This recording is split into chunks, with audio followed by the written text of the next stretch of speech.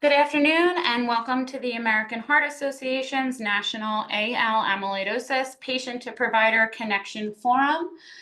We are going to give a minute or two for folks to join and we will start the forum in a few moments.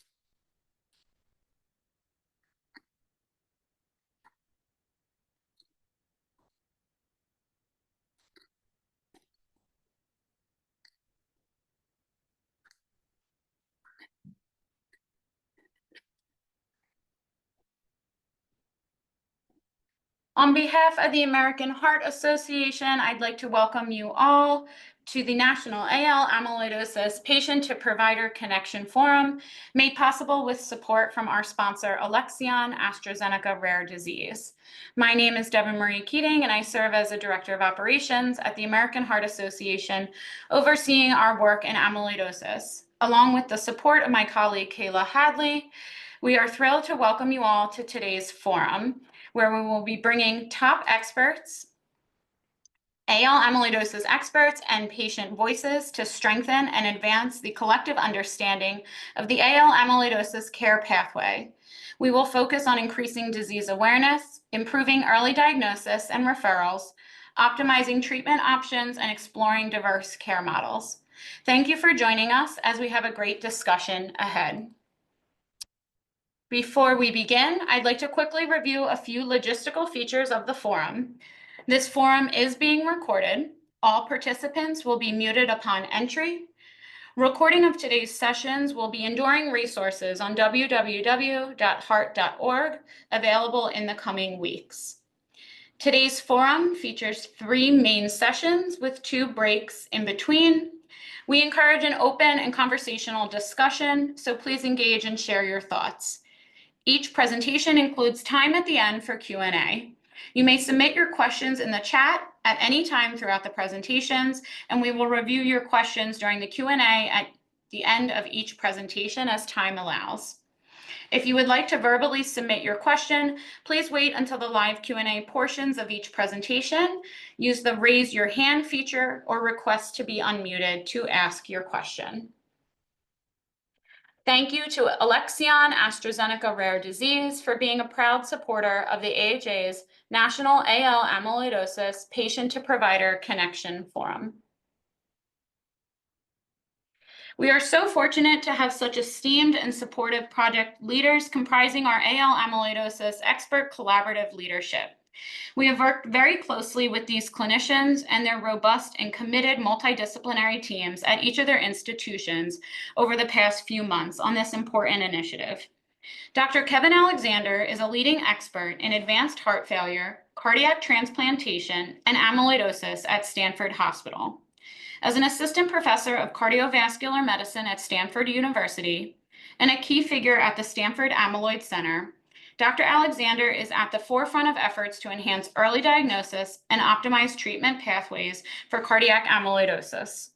Dr. Alexander's research, clinical expertise, and dedication to innovation are driving advancements in patient care, bridging critical gaps in disease management, and shaping the future of amyloidosis treatment and heart failure care. Dr. Melissa Lyle is a distinguished cardiologist specializing in advanced heart failure, cardiac transplantation, and cardiac amyloidosis at Mayo Clinic, Florida. As an assistant professor of medicine at Mayo Clinic College of Medicine and Science, Dr. Lyle is dedicated to refining diagnostic strategies, optimizing treatment pathways, and improving patient outcomes for those with complex cardiovascular conditions. With expertise in AL amyloidosis, cardiogenic shock, and cardiomyopathies, Dr. Lyle is a recognized leader in advanced cardiac imaging and patient advocacy, whose commitment to clinical excellence, research, and education drives innovation in heart failure and amyloidosis care. Dr. Matthew Moore is a globally recognized leader and physician in geriatric cardiology and cardiac amyloidosis at Columbia University Irving Medical Center. Dr. Moore holds the Arnold and Arlene Goldstein Professorship of Cardiology at Columbia University and leads the Cardiac Amyloidosis Program, as well as the Clinical Cardiovascular Research Laboratory for the Elderly. Dr. Moore's groundbreaking research has transformed the understanding and treatment of amyloid cardiomyopathy, influencing clinical practice and shaping therapeutic advancements. Through his leadership, research, and dedication to patient care, Dr. Moore continues to set new standards in cardiovascular medicine, particularly in the care of aging populations with complex cardiac conditions. Thank you again for your leadership, collaboration, and support. And with that, I would like to turn the mic over to Dr. Melissa Lyle, who will help us kick things off today.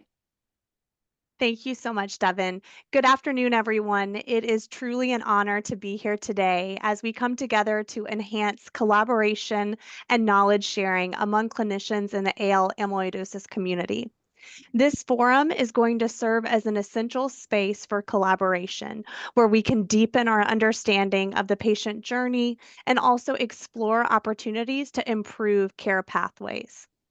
One of the most powerful ways to gain insight, though, into the patient experience is hearing it directly from those who have lived it. So it is my privilege to introduce our first speaker, Linda Perez.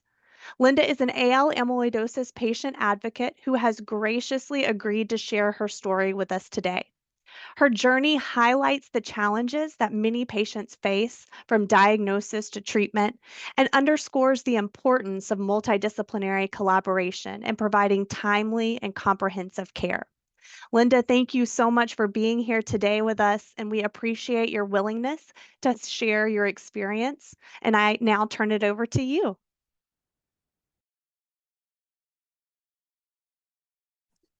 Okay, thank you so much for that introduction. I'd like to start by thanking the American Heart Association for giving me this chance to share my story. I'm an AL amyloidosis patient diagnosed 7 years ago at the age of 64. So my impacted organs are heart, lung, GI tract, and soft tissue, including carpal tunnel. Before the onset of the myriad symptoms that eventually led to my diagnosis, I was leading a healthy and very busy and active life. I kept up with regular doctor's appointments and visits and age-appropriate screenings. I was medicated only for elevated cholesterol and acid reflux. So although I was not diagnosed until 2018, I believe that my first symptoms emerged about 9 years earlier. So in 2009, I was diagnosed with idiopathic bilateral carpal tunnel syndrome. And at that time, my first hand surgeon performed carpal tunnel release surgery on my right wrist. When the pain and tingling returned shortly after this procedure, I consulted with this doctor. His response was that the symptoms were probably caused by the onset of arthritis, and he told me to take Tylenol. But I had the feeling he thought I was questioning maybe his surgical skills, and he seemed somewhat dismissive of my concerns at that point.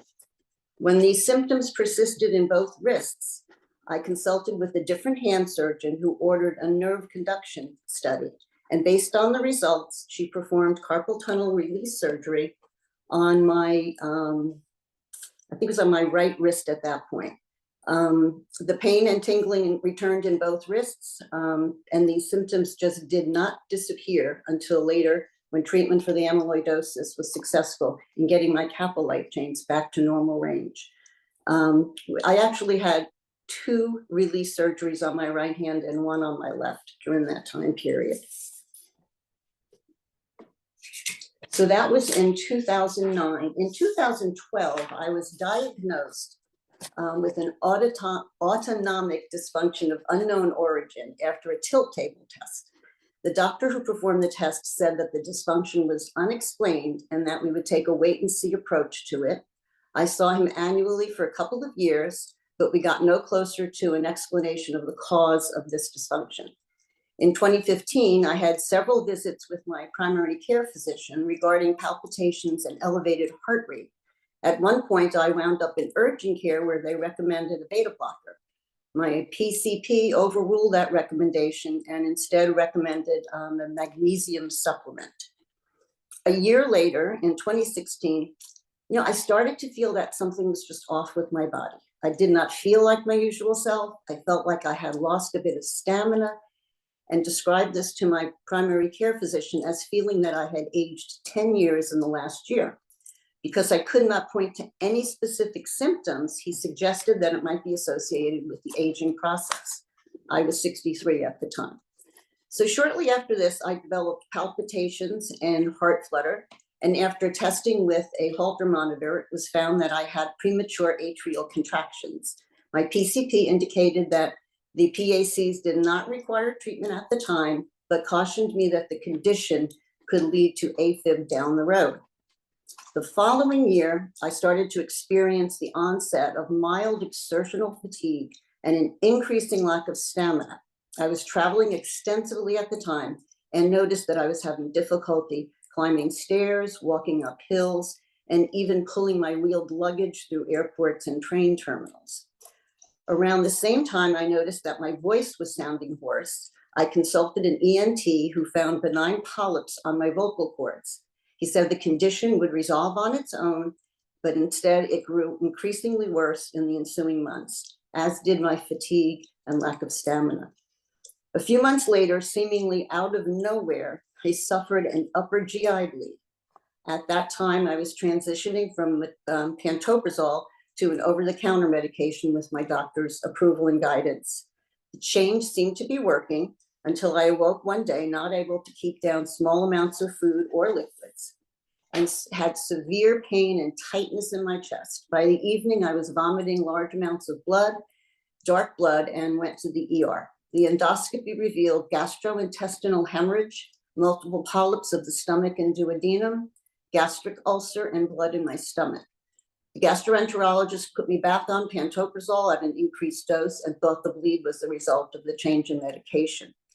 So during the following months, in addition to persistent and worsening fatigue, I started experiencing episodes of ankle edema. Towards the end of the year, I was scheduled to fly north for the holidays, but felt concerned about traveling with these unexplained symptoms. So I went to my PCP the day before the trip to see if it was okay for me to go. So he did an EKG, which he said was normal, and ordered a blood draw. He told me to go on the trip and that he would call me the next day with test results. So I received his call about a half hour after landing, and he advised me to go to the ER immediately. My D-dimer value and NT-proBNP were significantly elevated. At the hospital, they ruled out DVT and pulmonary embolism, but found that I had atrial fibrillation. They advised me to see a cardiologist upon my return home and prescribed a calcium beta blocker and a blood thinner. So when I got home in January of 2018, I consulted with an electrophysiologist who performed a cardioversion. The TEE he performed showed nothing remarkable. He said my heart looked healthy and normal. Nonetheless, the cardioversion failed, and I was released with a prescription for amiodarone. Shortly after this, I experienced an episode of purpura, which is the dark coloring, purple coloring that you get around your eyes, which is a red flag for amyloidosis. I saw my PCP, who I can only now assume was not familiar with this disease, and he advised me to use an ice pack. 1 month later, I experienced a lower GI bleed, and a different gastroenterologist performed a colonoscopy and found ulceration, mucosal edema, and maturing clots, which he deemed compatible with ischemic colitis. So I told this doctor about the upper GI bleed I had suffered 6 months before, and specifically asked him if there could be something wrong with me that was causing the repeat bleeds and the cardiac conditions that were emerging. I could not shake the feeling that all of these events were somehow related. He said the bleeds were a coincidence and likely had different causes. So as a sidebar, I will tell you, I experienced yet another lower GI bleed 3 months later on the day before I was to start treatment for amyloidosis. The tissue retrieved during the different oscopies was finally tested and showed amyloid infiltration throughout my GI tract. In the months following the second GI bleed, Despite the fact that my AFib was under control, I was experiencing worsening fatigue, shortness of breath, and severe ankle swelling. My cardiologist ordered an echocardiogram and CT scan, which found that I had a severely enlarged heart, pulmonary edema, severe pulmonary arterial hypertension, diastolic dysfunction of the left ventricle, and pericardial effusion. So at this point, I was placed in the care of a cardiologist in the same practice group who specialized in complex cardiac cases, particularly those involving pulmonary hypertension. It is not an exaggeration to say that I was on the precipice medically when I had the good fortune to be referred to this doctor.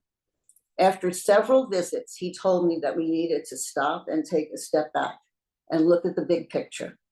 He explained that he was looking for a systemic cause for my cardiac situation, as well as all the other medical events I had been suffering. He ordered a free light chain assay, which showed extremely elevated kappa light chains. From there, I was referred to a hematologist specializing in amyloidosis for further testing and treatment. Had my cardiologist not had knowledge of amyloidosis and ordered the simple light chain assay, I really don't believe I would be here today sharing my story. So how was I feeling at the time? I would have to say that after years of unexplained symptoms, a lot of wait and see and blaming things on the aging process, along with the precipitous decline in my health in the months prior to diagnosis, I was scared and exhausted. I desperately needed somebody to figure this out. Oddly enough, when I received confirmation that I had this incurable but treatable disease, I was actually relieved. I finally knew what was going on, and we had a plan in place for treatment. Now, I realized that a patient like me presenting with unexplained symptoms impacting different organs can be a real diagnostic challenge.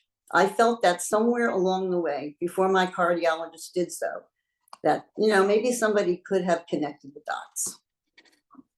Had that happened, I might have qualified at the time for a stem cell transplant at a younger age, and before the cardiac dysfunction set in, which had disqualified me for that treatment. It could have been one and done with the possibility of many years of symptom-free existence instead of the slow and steady decline that I had suffered.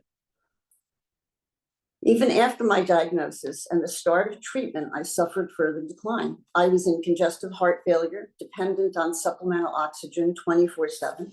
I couldn't walk 10 feet without having to sit down short of breath, and was essentially housebound and bedridden. My cardiologist admitted to me recently that at the beginning, he saw me as a patient with no way out.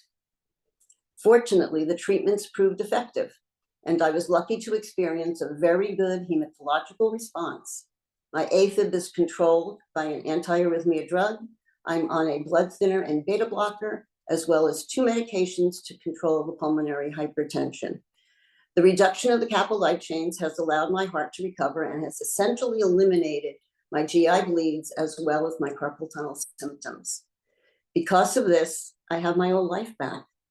Other than side effects of treatment, I feel generally well. I can engage in normal life activities. I can walk a brisk 5 miles at a clip with no problem. It really does feel like a miracle, but I know that it was the actions of my cardiologist that made this possible. So I think back, what could have been done differently? I do recall occasions in which my complaints and concerns were not always adequately addressed by other doctors. The instinct to keep an eye on odd test results or patient complaints can be detrimental to patients like me who have a disease for which early diagnosis and treatment are crucial to survival.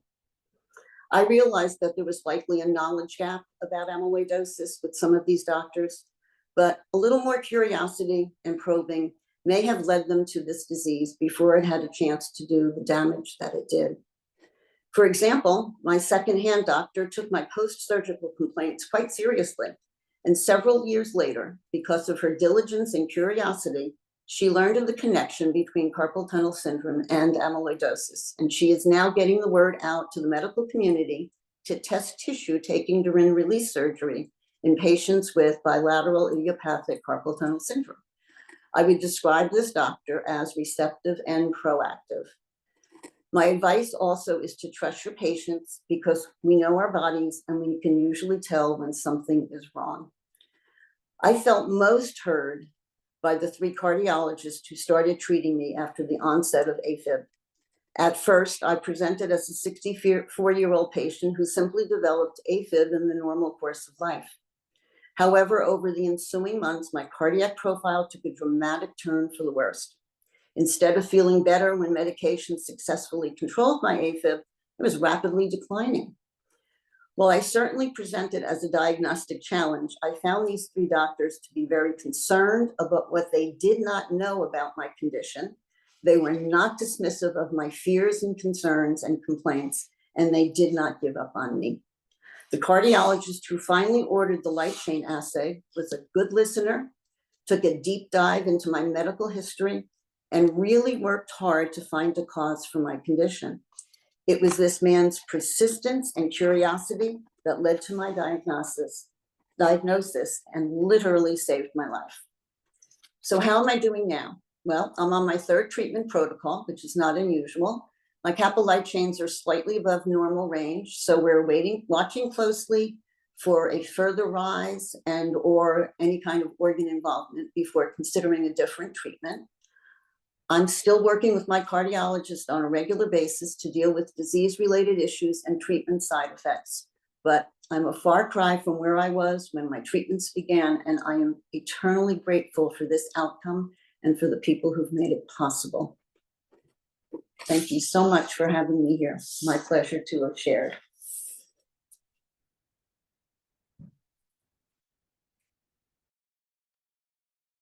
Thank you so much, Linda, for sharing your moving AL amyloidosis journey. We are so appreciative of your commitment to raising awareness, your willingness to volunteer and speak today, and share your lived experience. It's so important and most motivating. We would not have had the pleasure of meeting Linda and hearing her story without the collaboration with our next group of speakers. Our next session, The Power of Patient Advocacy, Advancing AL Amyloidosis Awareness, Education, Research, and Outcomes, features 3 leading patient advocacy organizations dedicating immense time, commitment, and resources, moving the needle in this rare disease field, keeping the patient the center of their focus. We welcome Amyloidosis Speakers Bureau and Mackenzie's Mission, amyloidosis support groups, and Amyloidosis Research Consortium. First, we will hear from each of the organizations for a brief overview of their mission and work, followed by a group discussion and Q&A session. Up first, I would like to welcome Deborah Bodeker from Mackenzie's Mission and Amyloidosis Speakers Bureau. In addition to being a board member at Mackenzie's Mission and Amyloidosis Speakers Bureau, Deborah has been alongside her daughter Mackenzie throughout her journey with amyloidosis, having been diagnosed in 2017 at the age of 23. Mackenzie's story is so inspiring, just like the work Mackenzie, Deborah, their family, and their organization contribute to this community, and we are very pleased and honored to welcome Deborah. Well, thank you so much, and I'm delighted to be here. If you want to move the slide forward a little bit. There we go, great. So yes, my daughter Mackenzie was diagnosed with AL amyloidosis at age 23. Quite the tailspin she put us in, but she said, "Mom, we have to do something about this," and thus Mackenzie's Mission was born. One of the very important tenets of Mackenzie's Mission is education. So we sought out to identify where were the knowledge gaps that we could seek to fill with information about this disease. In 2019, we launched the Amyloidosis Speakers Bureau, focused on the massive gap that we identified in medical education. A few statistics. There are over 170 medical schools in the US that collectively graduate over 17,000 new providers every year. In addition, we have over 600 US internal medicine residency programs that many of these new graduates enter into, where these new trainees are beginning to hone their diagnostic skills. So the Amyloidosis Speakers Bureau is designed as an educational initiative to reach both current and future providers while empowering the patient voice.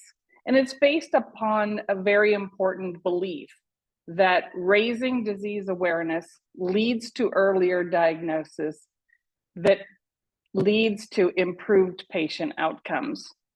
The other very important aspect that we were in the middle of, and that was the patient community. The patient community, we found, is very eager to help and get involved with medical education. Next page, please. So the Amyloidosis Speakers Bureau has two primary elements. One is education about the disease through patient narratives. And you just heard from Linda at the start, who is one of our patient educators. So patients share their diagnosis, their treatment journey, their symptoms, their highs and their lows of both their clinical experience with the healthcare community, as well as the emotional journey, the impact on their family, and delivering powerful, emotional, and very durable education. But we know that's not enough, so it's complemented with clinical information that's designed to be audience specific, whether it's medical student community or the internal medicine residency community. In addition, we offer ongoing educational updates every month through our amyloidosis lecture series and educational videos. Next slide. What kind of impact have we made? So we're now in our 6th academic year, and we have delivered over 400 presentations to medical students and residents. In those presentations, we have reached over 20,000 future and current medical professionals. And the interesting aspect is we've engaged with specialists across multiple fields. So it's not only internal medicine, but it's cardiology, neurology, nephrology, gastroenterology, orthopedics, the list goes on. And being such a complex disease, we think it's a great benefit to raise the awareness and provide some clinical and patient information about this disease to this wide array of different specialties. Oh, and by the way, in our ongoing monthly updates, we have over 1,100 subscribers. So these are students and practicing providers that want to continue to learn more about amyloidosis. We think that's pretty great. Next slide, please. Just to wrap it up, one of our advisors, Dr. Gordon Huggins, who is a cardiologist and teaches the cardiovascular block at Tufts University School of Medicine, provided a wonderful quote. He said, "The authenticity of the patient's own voice cannot be matched, providing an impact, a transformational impact that far exceeds what we can provide in the curriculum." And so my call to action for all of those in the audience that are involved in medical education, whether it's students, whether it's residency education, whether you sponsor conferences or you're a member of a professional organization, please consider adding the patient voice about amyloidosis through the Amyloidosis Speakers Bureau to your program. And lastly, a big thank you to Alexion, AstraZeneca Rare Disease, and of course, the American Heart Association. Thank you. Thank you so much, Deborah. Thank you for joining us today. Your organization's work is so important to advancing the knowledge base and disease awareness. Just as a reminder, if anyone has any questions for Deborah and Amyloidosis Speakers Bureau or any of the remaining organizations presenting, there is a panel discussion at the end of this session that we will open the floor for questions and conversations to all. Next up, we are so grateful to have Muriel Finkel, president and co-founder of amyloidosis support groups. Muriel has a long tenure working with amyloidosis, dating back to the mid-1990s, when she and her husband cared for her uncle who was diagnosed with amyloidosis. Since then, Muriel has committed countless hours to make an impact supporting the journey and lives of those affected by this rare disease. And we are so grateful to welcome Muriel. Thank you so much, and thank you to the American Heart Association and Alexia and AstraZeneca for this opportunity to share what we do and why we do it. I do want to say I'm probably one of the biggest fans of the Amyloidosis Speakers Bureau, and I just love what Deb and Mackenzie do, so I had to say that. And now after hearing Linda's story, I'm a big fan of Linda's as well. So, okay. Amyloidosis support groups had our first meeting on March 13th, 2004 in Dallas, Texas. So tomorrow we'll be starting our 22nd year. Our goal is to educate and empower patients and their loved ones.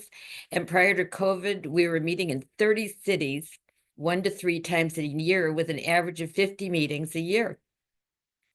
Our website, amyloidosissupport.org, has always been a go-to place to find out about meetings and other ASG events. Patients love our brightly colored maps sharing where to go for treatment and support, and they find it quite helpful when they're newly diagnosed or searching for a second opinion. Next slide, please. A rare positive that resulted from COVID-19 was the ASG webinars. Our ability to meet in person caused us, our inability to meet in person caused us to start the first of them in April 2020. And we had an audience of more than 500 at our first webinar, and that told us that it was a wonderful way to expand our patient education goal and expand our reach.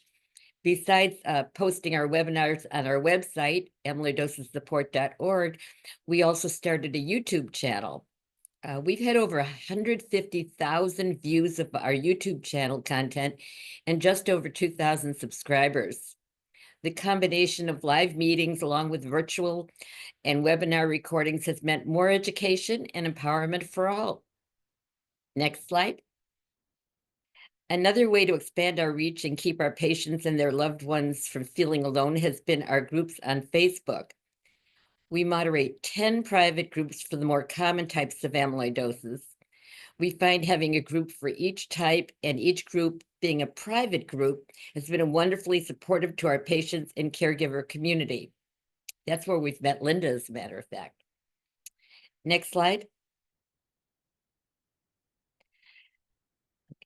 Producing our amyloidosis awareness video and companion booklet has been one of the most successful ways to educate our patient community. They can be downloaded on our website, on our YouTube channel, and Vimeo. The video has had more than 150,000 views on Vimeo and YouTube in both its original and revised edition, which we did 2 years ago. It was great to have to revise it because of the great strides that are made in treatments. It's available in many languages on the CC bar, and our booklet can be downloaded in several languages as well. We do print them in English and Spanish right now, and have filled requests for over 300 centers at no charge. If you're interested in our booklets, just email Muriel at amyloidosissupport.org, and we'll arrange to get them out to you. Next slide. When someone calls our 866 number or it's referred to us from their physician or medical center, we spring into action. This slide is pretty self-explanatory. Newly diagnosed patients need a hand to hold. They need a navigator to help them feel less alone. They need to know others have walked their path and are alive, thriving, and able to talk about their journey and share. We help enable this dialogue while educating and empowering the patient. We've been told that a referral to the ASG has been life-altering, and we love doing what we do.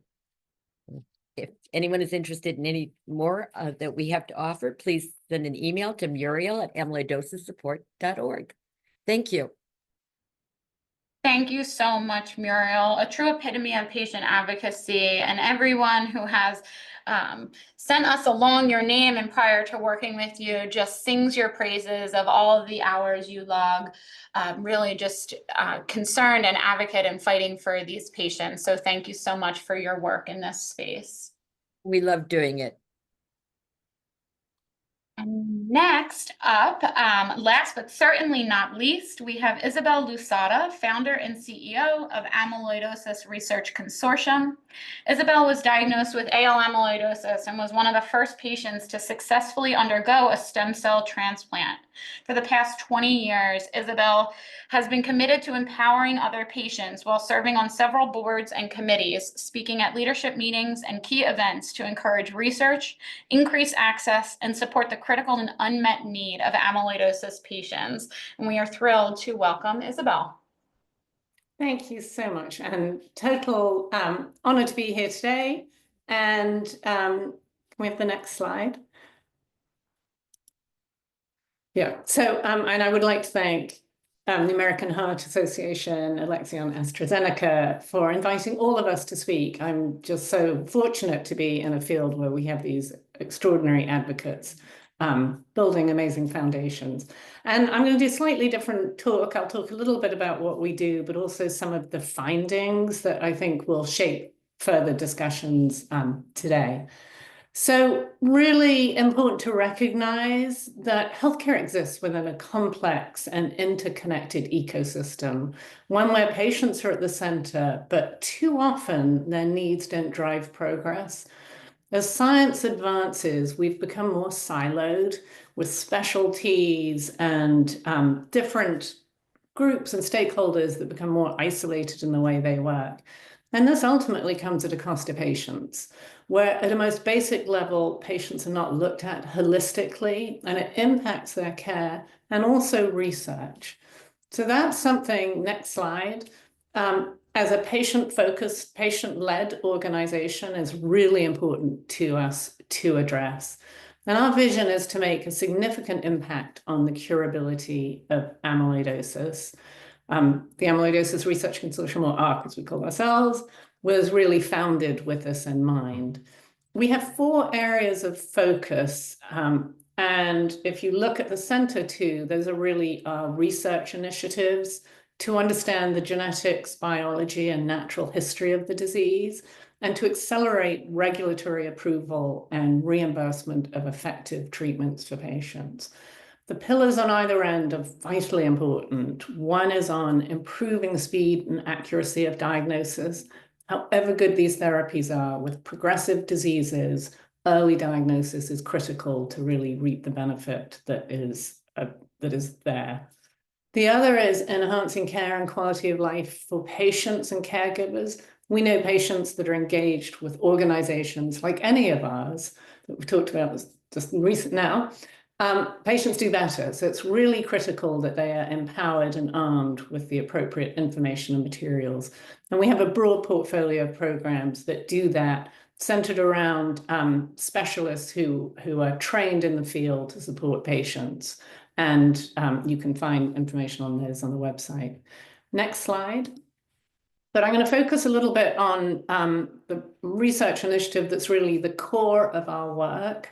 And that is that, and came about in 2019, that we were invited to form a public-private partnership with FDA.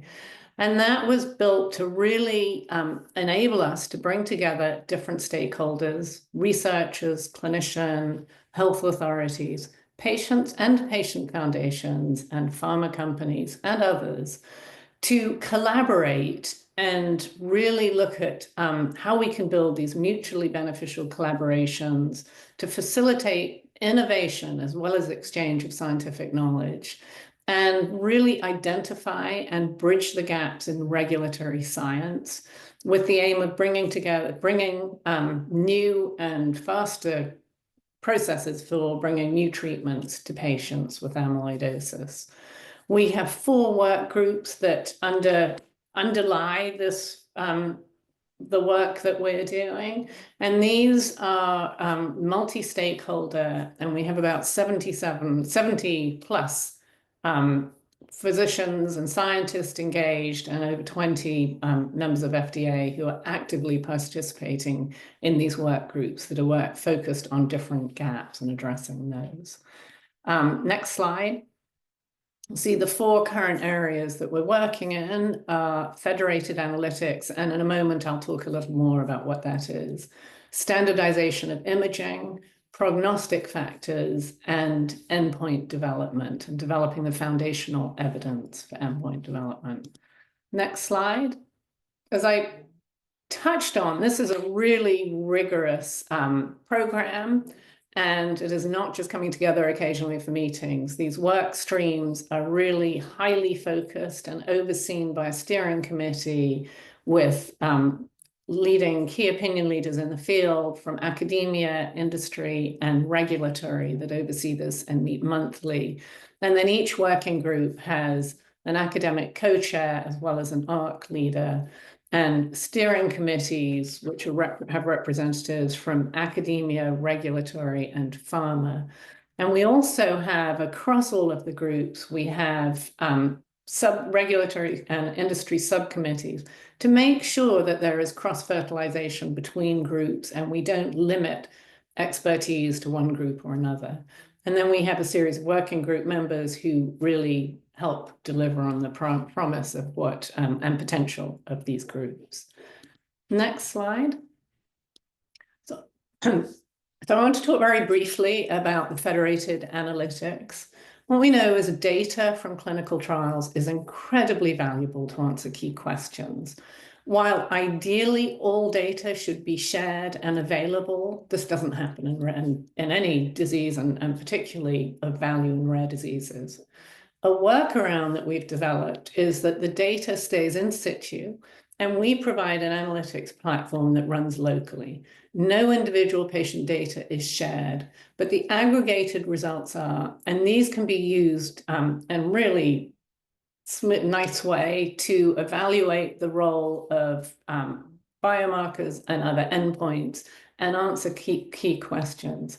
And we're currently evaluating NT-proBNP and AL-Amyloidosis. So next slide.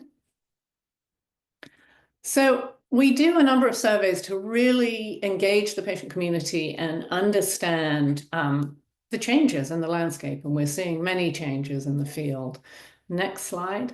So I'm going to just touch on a little bit of the data from some of these. It's funny, it doesn't show the colors that came through. And we've, I'm going to touch on some of the data. This was a survey that was done, over 1,200 patients participated. The majority of those were in the US. We do translate our surveys into 7 languages and distribute them widely. Next slide. What we see is, not surprisingly, when it comes to wild type, predominantly male. Otherwise, for AL, it's fairly even. What I would, just the caveat for this is that we do see that patients engage with our organization and other organizations like ours tend to be highly educated, and we really recognize that this is a flaw in some of the data, and working hard to make amends on that. Next slide. But I think it's really helpful to see and understand how the landscape is changing. With the first survey we did in 2016, there were just very few, small handful of patients with wild type. AL was the most commonly diagnosed, and we see how that is changing over time, and a huge increase in recognition and diagnosis of wild type. Next slide.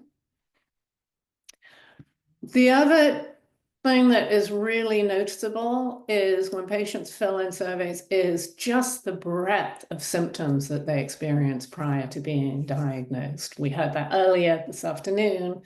This array of symptoms and also the heterogeneity, each patient is very individual. We see that 65% of patients have cardiac involvement, a large number also, similar number also have renal involvement.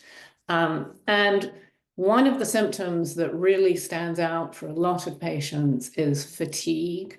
along with shortness of breath and the swelling in ankles and legs. I won't go into these in more detail, but it really shows the broad array. Next slide. This is Greg Foster. He was an Olympic hurdler, 11-year world record holder.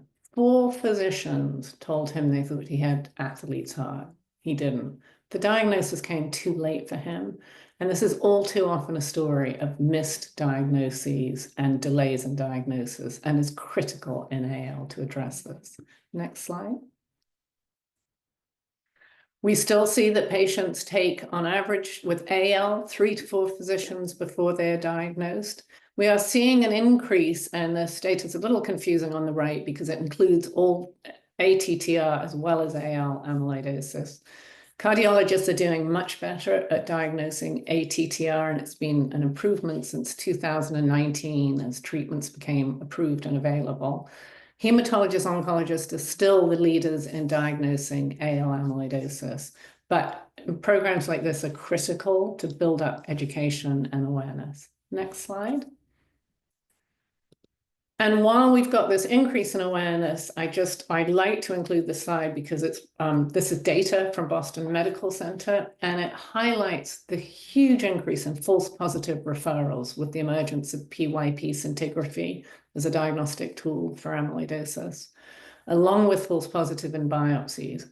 Accurate and timely diagnosis is critical, and I know you'll be hearing more about that this afternoon. And last slide.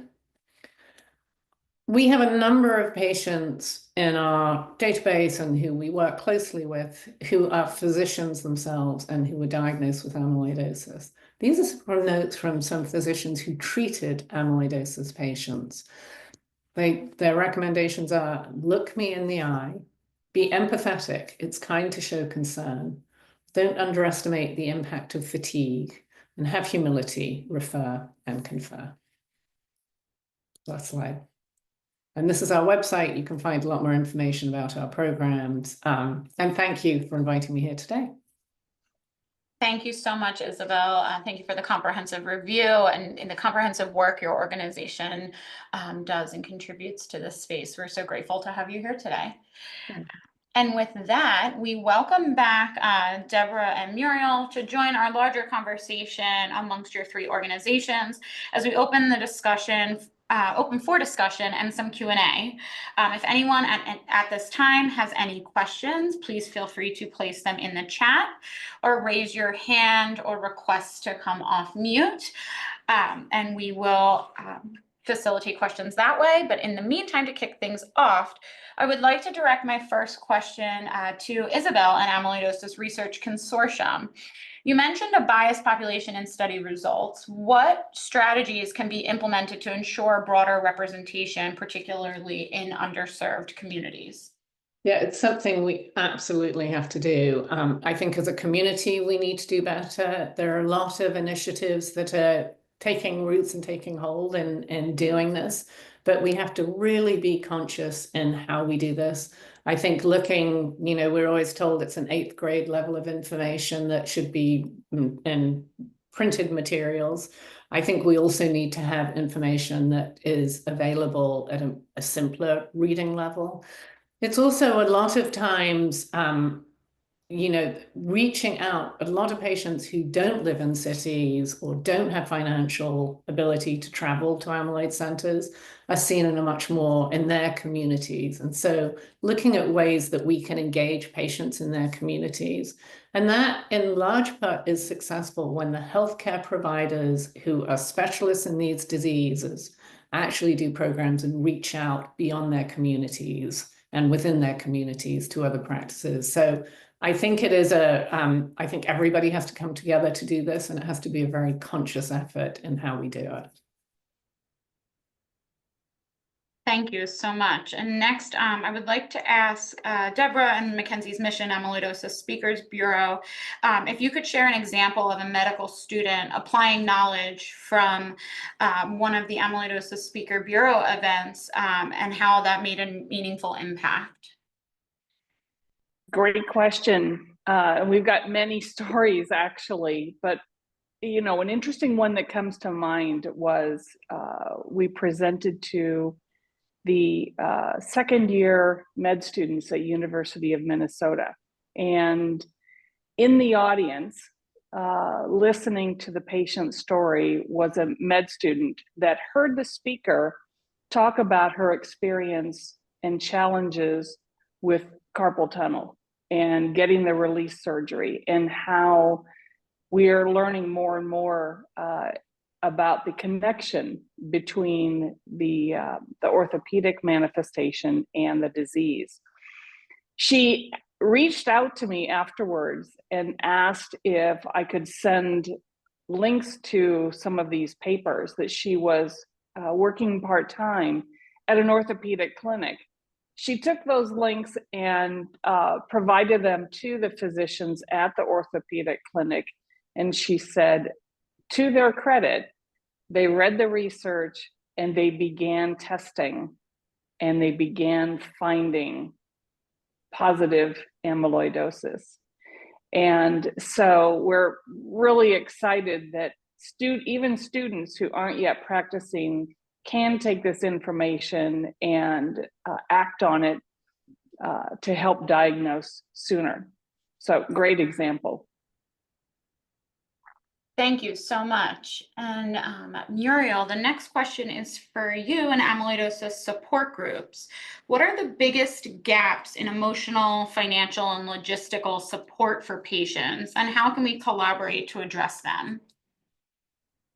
Well, I think confusion about access can be a big gap, and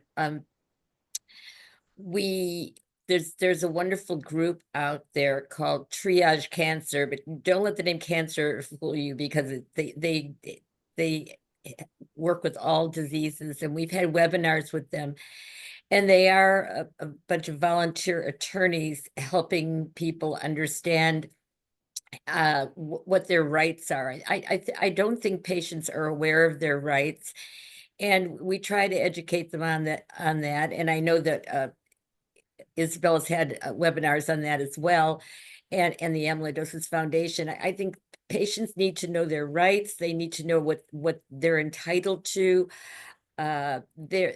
They're overwhelmed with the disease, and it's not fair that they should be overwhelmed with insurance issues and financial issues as well. We try to help them as much as we can. Of course, we're bogged down by the bureaucracy just like everybody else is, but I think we do have access to things that the average patient doesn't. And I just think making patients aware that we're willing to help, we'll try to help, and let them know that we'll do whatever we can.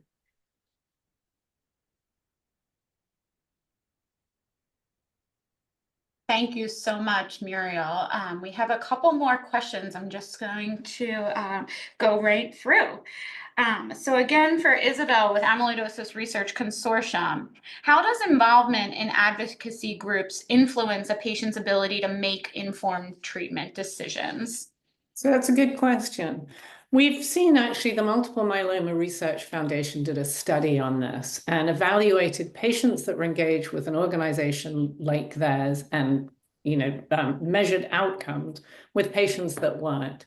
And what they saw was that patients who are engaged are more likely to ask for a second opinion. They're more likely to be seen at a center that has specialists in their disease. They're likely to have a better relationship with their physician and feel comfortable asking questions. We also see that they're more likely to participate in research, to have access to clinical trials, and to share their data. And so I think that really shows the importance of connecting and with a foundation or other organization, and really is highlighted for rare diseases like amyloidosis, when patients feel particularly isolated, when nobody around them knows what the disease is or can support them with their own experiences. Thank you, Isabel. Another question for Muriel, a question to share a patient's story of a patient you've worked with that has shaped your organization's approach to advocacy. Oh, wow. Well, it's like anything else. Someone will come up after a meeting and say, and tell us something that we did that helped them, and we weren't even aware at the time that we were what we were doing would help them in that way. It was kind of a collateral help. So it helps us to expand, and then we say, well, that was successful. We'll have to keep on doing that. Maybe even do a focus on that. And I think that, you know, the knowledge that when a patient will come up to me and say, you know, thank you for recommending that I go see Dr. Blank, because Dr. Blank really made a great difference. And I think that that helps us in being a little bit more forward in reaching out to our wonderful physician that we know at these amyloidosis centers. In the very beginning, we might have been a little bit shy about approaching them, but now we're a little bit more forceful because we know what a difference it can make when those physicians do see these patients. So sometimes they'll help us get those patients in to see them, even if maybe they don't quite qualify under their insurance restrictions. And I don't want to name any names, but many of the doctors, as a matter of fact, that are here today have helped us do that. Thank you. And that connection that you often serve as between patient and physician is much appreciated. Deborah, another question for you with your organization. What challenges can you speak to that you face in expanding the reach of your educational initiatives? You know, when we launched the Amyloidosis Speakers Bureau back in 2019, we naively thought that we will be overwhelmed, that all 170 medical schools would love to host us, would love to make time in their curriculum to help their students understand about this disease from both the patient and the clinical perspective. We very quickly learned and heard from medical schools that they just don't have room in their curriculum to add a topic like ours. And so it was very disheartening. I think that it's reflective that the body of knowledge that medical professionals need to learn is astounding, and it just continues to grow. So this is not it's a body of knowledge that continues to overwhelm medical schools, and being a rare disease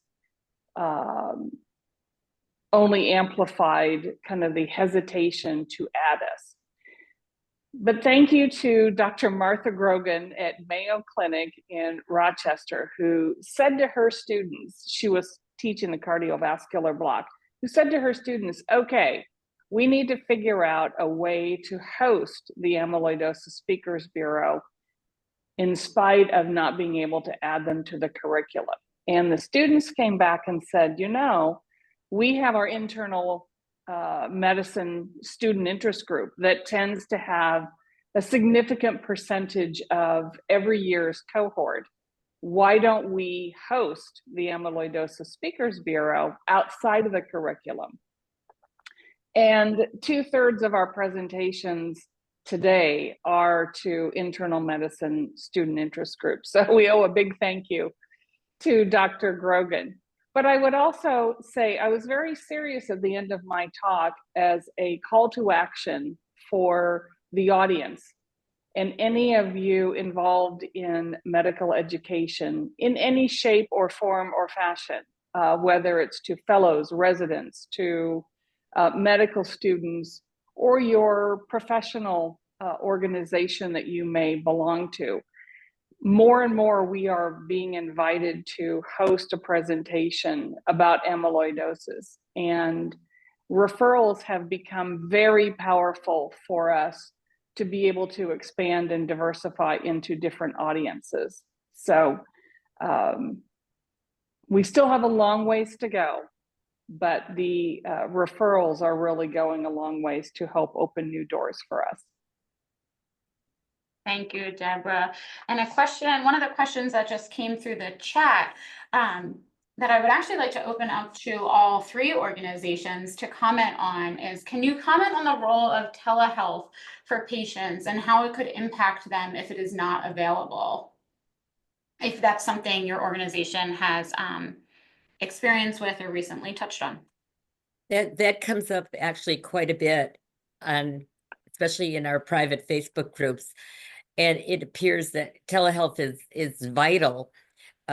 We saw a lot more of it during COVID, and we continue to see it now. And with some of our patients being so, too ill to travel, let's say, the availability of a second opinion via telehealth has been life-altering for many patients. And it reinforces sometimes the opinions that the local physician or even the patient might have about a particular treatment going forward. So it's obvious that telehealth is vital and important. I don't know who wants to stop it, but whoever they are, let's hope they don't need telehealth in the future. Okay. Yeah, I would second that. We saw the huge growth in telehealth during COVID and the incredible impact it had, particularly for patients that often with a rare disease have to travel very far, that they can access quality care that they couldn't otherwise. So I think we've seen policy really close down telehealth. And I think it's something as advocates ourselves and as a community as a whole, we have to come together to advocate for access to telehealth for rare diseases like amyloidosis.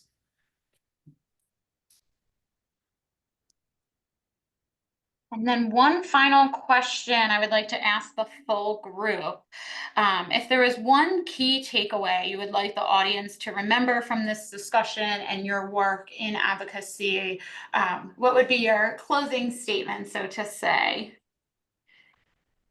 I would say as soon as you diagnose a patient with amyloidosis, have them contact amyloidosis support groups. I would say if you're interested in educating your medical students and residents, contact the Amyloidosis Speakers Bureau. And if you're interested in working with Isabel and the consortium and working with the FDA, then contact Isabel at ARC, because we're all terrific, but we're all separate but equal.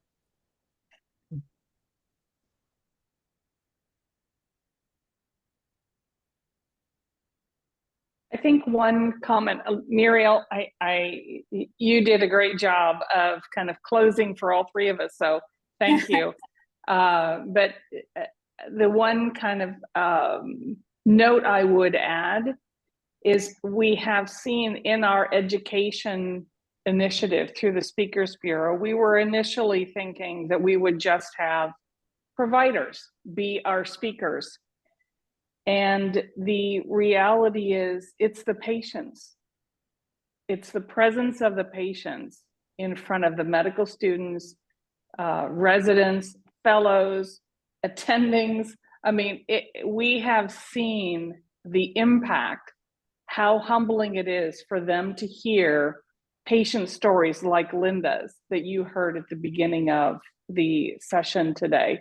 How powerful patient voice can be in medical education. And so whenever you're seeking to provide education, please remember that there's two facets. There's the clinical aspect, and then there's the patient voice. And I would just say, absolutely, I agree with what we've heard. And it's really learning from patient experiences. What we see is it's critical for physicians to think amyloidosis when they see patients with the common symptoms, the red flag symptoms. If you are diagnosing, to make sure you are accurately diagnosing and getting the right type. And for patients who are higher risk, particularly those with AL-Amyloidosis or a lot of organ involvement, that they are referred quickly to an amyloid specialist. Thank you. And thank you all for your three organizations to being here with us today. I'm sure you would all agree with me in saying, most importantly, thank you to Linda for sharing your story at the beginning of our session to kick off our forum and time together today. We are so appreciative and grateful of the conversation and discussion we've had so far. And thank you for the work you're all doing in your own way is so important. And we're honored to be able to share your work and organization on today's event with our audience. We are going to take a short 5-minute break now that we have reached the end of our first section. Thank you so much to those who have already completed the pre-forum survey. For anyone who did not get a chance to complete the pre-forum survey before we get into clinical conversations and the remainder of our day, now is a great last opportunity to take these 5 minutes to share your insights. You can either scan the QR code here or click the survey link that we are about to post in the chat. We are going to take a quick 5-minute break and we will see you all at 10 past the hour.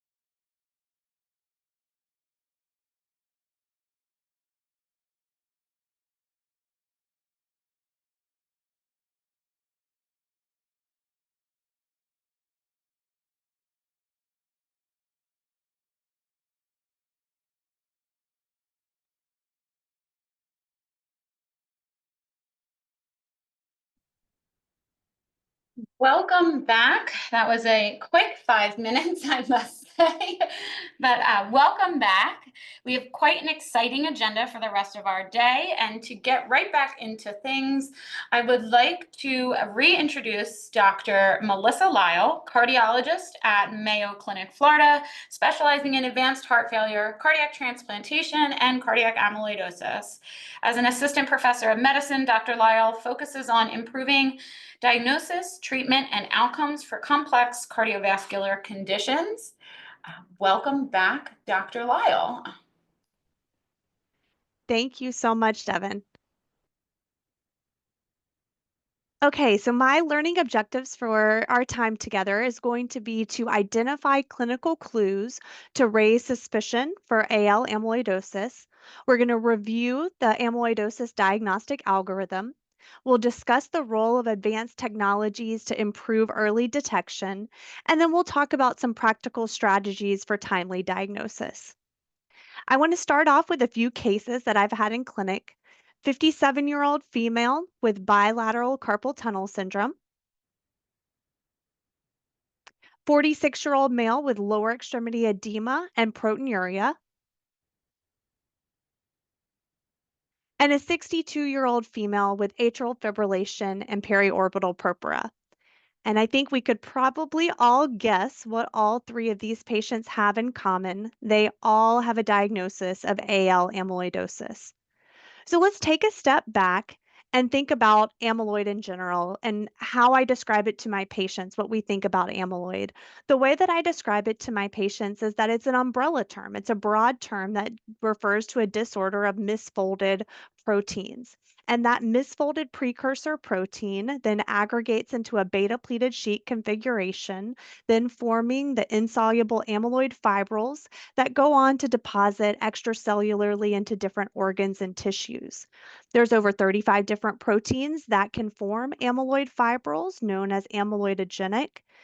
And the identification of the precursor protein is really key because it guides our therapy. When we think about the types of amyloid that most commonly affect our heart, it's going to be AL amyloid and ATTR amyloid. A stands for amyloid, the rest stands for that precursor protein. And I like to think about it as the protein that causes the problem that becomes misfolded, and then the protein factory, the organ that makes the protein that causes a problem. So in AL amyloidosis, the protein are going to be the immunoglobulin light chain. The protein factory, the plasma cells in the bone marrow. In transthyretin or TTR amyloid, the protein is transthyretin TTR prealbumin, and the protein factory is largely the liver. But we're going to focus on AL. Here you can see the plasma cells in the bone marrow overproducing those light chains. The immunoglobulin light chains then dissociate into heavy and light chains, and the light chains become misfolded and misshapen to form those amyloid fibrils. About 3,000 cases are diagnosed each year, with 75% having cardiac involvement. And that cardiac involvement really has two components: a restrictive infiltrative cardiomyopathy, and then also a toxic component with those light chains causing direct toxicity to the myocardium with necrosis, apoptosis, and oxidative injury. Here's just an example. You can see the amyloid fibrils that have infiltrated into the myocardium, resulting in increased left ventricular wall thickness, and then also the direct light chain toxicity that we can see as well.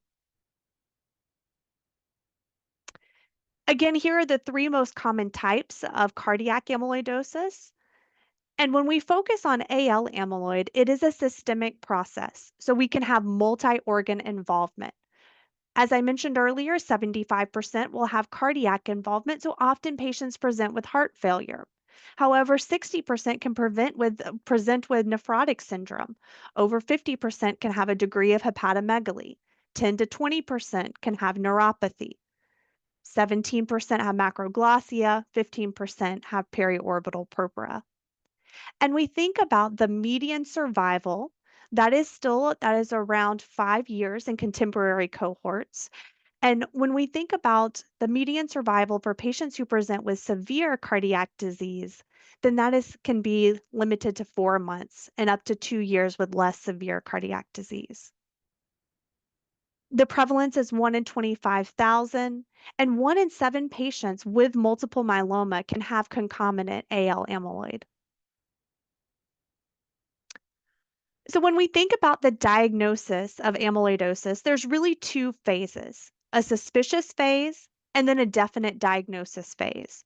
So with the suspicious phase, when should we be suspicious? Well, if someone has an increased left ventricular wall thickness, often we note that is greater than 12 millimeters, and also one or more clinical clues. So, what are those clinical clues? Well, these are referring to all types of amyloidosis, but when we think about kind of more specific for AL, heart failure, autonomic dysfunction, neuropathy, bilateral carpal tunnel, perioral and periorbital purpura, macroglossia, we often hear about low voltage on the ECG, but only about 50% of patients with AL amyloid meet true criteria for low voltage. So, more often, what we look at is a discrepancy between the QRS voltage and what we're actually seeing on imaging, echo or MRI. And this is going to be that decreased QRS voltage to mass ratio. Atrial fibrillation can be quite common in over 54% of patients with AL amyloid, and often we see an intolerance of guideline directed medical therapy for heart failure. And here's just another depiction of how we can have multi organ involvement with this systemic process. So let's dive into a case. There was a 55-year-old female with recent viral URI who presented with progressive dyspnea to an outside facility. She had an echo that showed a reduced ejection fraction of 25%, had a cardiac MRI that showed diffuse myocardial delayed enhancement, did not really have any comment on the native T1 signaling or extracellular volume, and she was diagnosed with presumed myocarditis and initiated on guideline directed medical therapy. But she was referred to our center due to progressive functional decline about 6 months later, not tolerating her guideline directed medical therapy. And she had recurrent pleural effusions requiring thoracenteses, and a history also, when you dived into it a little bit further, of periorbital purpura and paroxysmal atrial fibrillation. So here you see her ECG. Here she was in normal sinus rhythm, and her high sensitivity troponin was elevated at 115, NT-proBNP was over 11,000, creatinine normal. And here I'll talk a little bit further about this later on, but this is our AI ECG tool that looks at the probability of amyloid. So you can see high probability of amyloid. Here's her echocardiogram, increased left ventricular wall thickness. And she had abnormal longitudinal strain that was more affected and abnormal at the base mid ventricle with that relative apical preservation. Also had a restrictive filling pattern on diastolic assessment. So, what do we expect to see on imaging? So, the American Heart Association, along with other organizations, put forth an expert consensus recommendation for multimodality imaging and cardiac amyloid. So echo is really plays a central role in the non-invasive assessment for infiltrative cardiomyopathy, specifically cardiac amyloid. And what would we expect to see? So concentric biventricular wall thickness, biatrial enlargement, thickened valve leaflets, a thickened interatrial septum, and often a pericardial effusion. The diastolic assessment is, of course, very helpful as well. We often will see a restrictive transmitral pattern with an E to A ratio of greater than 1.5, a shortened deceleration time less than 150 milliseconds, and a diminutive A wave that can be indicative of left atrial mechanical failure, as well as reduced tissue Doppler velocities. Strain has really turned out to be a reproducible and accurate tool that helps to differentiate cardiac amyloid from other types of increased left ventricular wall thickness. And again, you can see here this example that the longitudinal strain is affected more at the basal and mid-ventricular segments with that relative apical preservation. This bullseye is characteristically referred to as the cherry on top appearance. Now, this appearance, though, can be seen in other disease states. We see it sometimes in end-stage renal disease, and so it does not confirm a diagnosis of amyloid, and it also can't differentiate between amyloid types.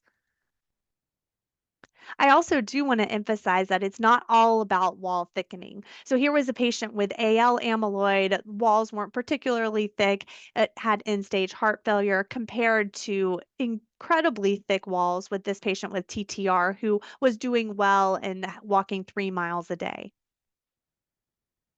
Can we use echo for prognosis? Well, this study looked at over 800 patients in 2018, AL patients, and found that stroke volume index less than 33 milliliters per minute was associated with almost a doubling of the risk of mortality. And this was also similar to LV strain that was worse than -14.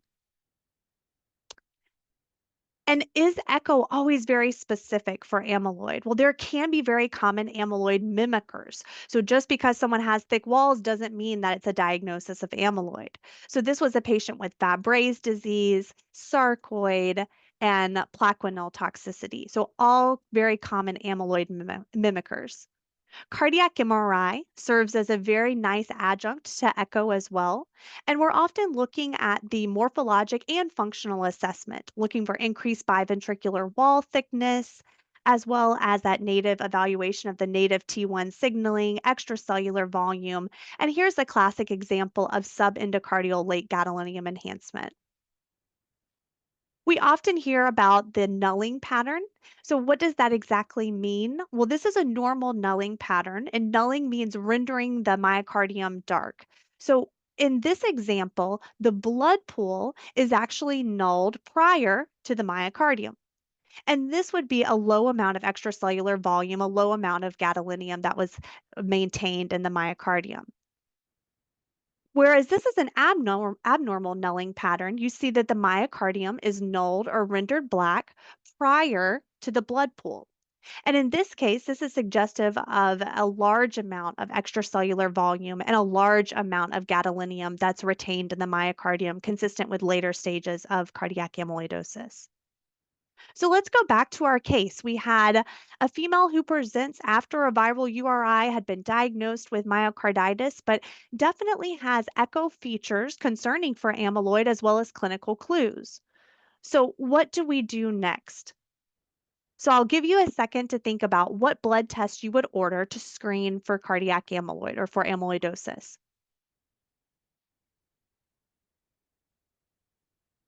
And the correct answer would be serum-free light chains. So let's move over to the diagnostic algorithm. Once you have suspicion for amyloidosis, then you move into the definite diagnostic phase. So again, that clinical suspicion can be with clinical clues, echo or MRI findings. And then the next step is to evaluate for AL amyloidosis. So this is key because diagnostic delays can increase the risk of death by 3 to 5-fold in cardiac AL amyloidosis. And AL is a medical emergency, so we don't want to delay. The first test to get is a monoclonal protein screen. And what is included in that monoclonal protein screen? This would be serum-free light chains, serum immunofixation, and urine immunofixation. SPEP and UPEP alone are not going to be sensitive enough. So I can't emphasize that enough as the first test. Now, what happens if that monoclonal protein screen is abnormal? Well, that's when we are going to refer to our hematology colleagues. And then we need to move forward with a tissue diagnosis. AL amyloid does require a tissue diagnosis, and a combination of fat pad biopsy and bone marrow biopsy can identify over 85% of patients with AL amyloid. But then what do you do if the fat pad and the bone marrow biopsy are negative? That's when you have to move forward with another biopsy of another organ site, and often in cardiac amyloid, that would be an endomyocardial biopsy. Now, I do want to take just a few minutes. This talk is focused on AL amyloid, but I want to emphasize that in the absence of a monoclonal protein, that is when we can use cardiac scintigraphy to non-invasively diagnose transthyretin or TTR amyloid. And if positive, we use genetic testing to determine variant versus wild type. And this is just for your reference of the normal free light chain ratio being 0.26 to 1.65. In someone with reduced renal function, a GFR less than 30, it would be up to 3.1 given that reduced kappa light chain clearance.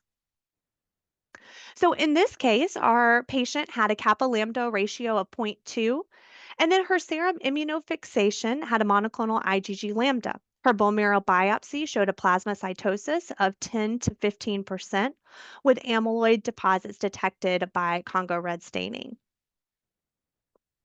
She was initiated on chemotherapy, achieved complete hematologic remission, but unfortunately did not achieve or she did not achieve organ recovery and underwent orthotopic heart transplantation. Here you can see this is our AI ECG tool, and interestingly this was her probability of amyloid prior to transplant and then her ECG after transplant. So again, just going back to this diagnostic algorithm, I just wanted to highlight a couple of points about cardiac scintigraphy. So when we're looking at cardiac scintigraphy, this is the nuclear PYP scan, our way to non-invasively diagnose for TTR amyloid. And this was the seminal paper that initially looked at over 1,200 patients, 857 who had histologic confirmation of amyloid. The key points about this, though, are that 20% of biopsy proven AL patients had grade 2 to 3 uptake. And so a monoclonal gammopathy must be excluded in order to use cardiac scintigraphy.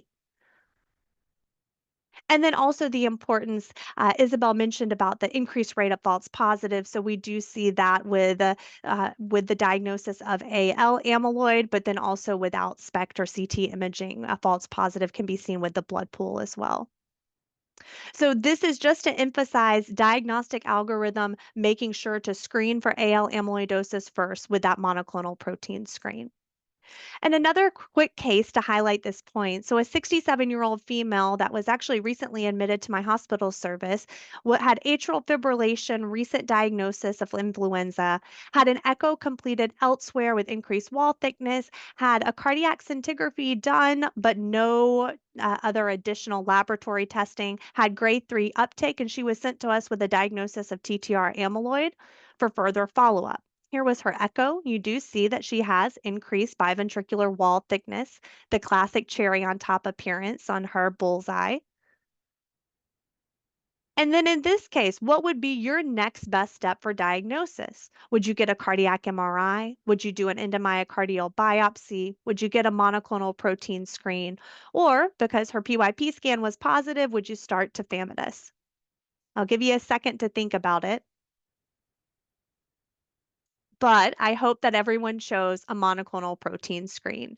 So even though that diagnostic algorithm had not been initially followed, we wanted to take a step back, get her monoclonal protein screening, and she had a kappa lambda ratio that was elevated at 12.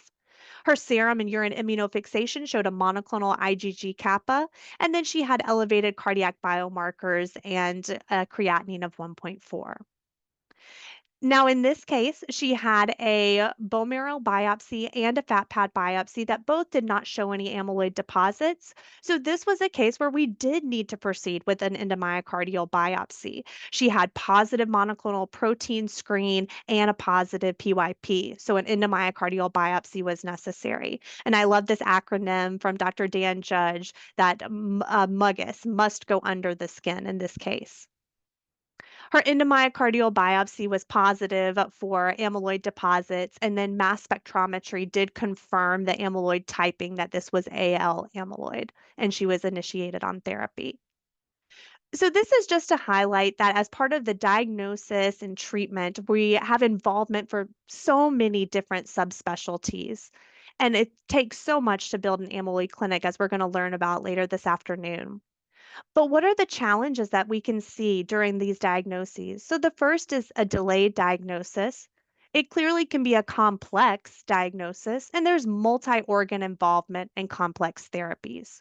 So, how can we address each one of these challenges?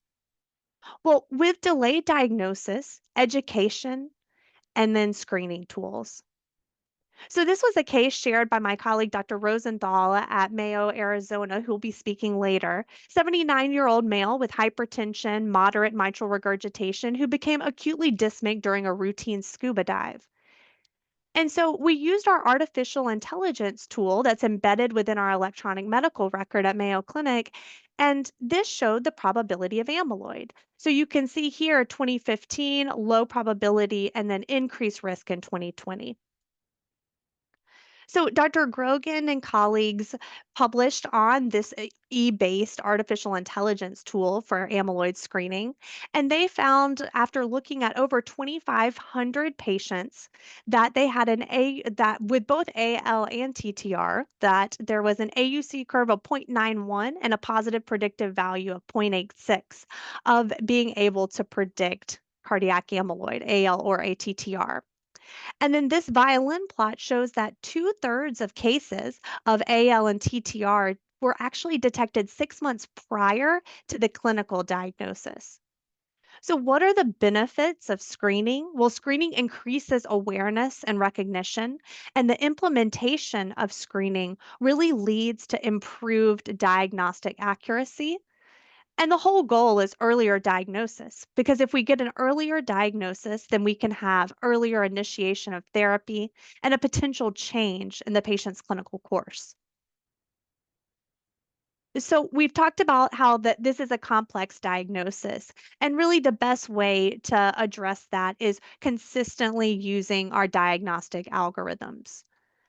And then when we think about that this is multi-organ involvement, complex therapies, well, that's when we want to focus on a multidisciplinary collaborative approach, thinking about early referral alliances, diagnostic alliances, and then post-diagnosis alliances. And that's just highlighted here with early referrals, focusing on diagnosis, and then follow-up alliances to treat that multi-organ involvement. So, in summary, I want to make sure that you understand when to suspect amyloid. If you see echocardiographic MRI features that are concerning with increased left ventricular wall thickness, plus one or more of those clinical clues that we've discussed, that should raise your suspicion for amyloid. And then move to your definite diagnosis phase where you're going to work through your diagnostic algorithm. And just remember, AL amyloid is a medical emergency. Make sure that you are evaluating for AL first with that monoclonal protein screen and doing it quickly to avoid diagnostic delays. And then avoid those diagnostic pitfalls, such as interpreting the cardiac scintigraphy in the setting of an abnormal monoclonal light chain testing. Thank you so much. Thank you, Dr. Lyle. Wonderful slides, and I just want to reiterate for everyone as a reminder, these slides and all slides from today's presentations and the recording of today's event will be available in the coming weeks on www.heart.org. So this will all be available to you all later for reference. There are some questions in the chat, Dr. Lyle. I know just for time's sake, we'll only go through a few of them and save some of these questions for other sections.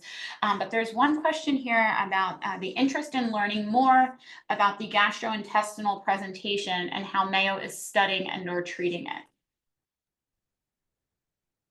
Yes, that's a great question. So, and I believe that we'll have some representation by gastroenterology later on in our session. But we do have a gastroenterologist that works with us as part of our multidisciplinary clinic, Dr. Timothy Woodward. And so, anytime anyone presents with diarrhea, constipation, any sort of GI concerns, we often refer them to our gastroenterologist, and then he'll do a thorough evaluation to decide what sort of testing, if biopsies are needed, and then works through a comprehensive treatment plan. But he works very closely with our multidisciplinary clinic, so we very heavily rely on his expertise.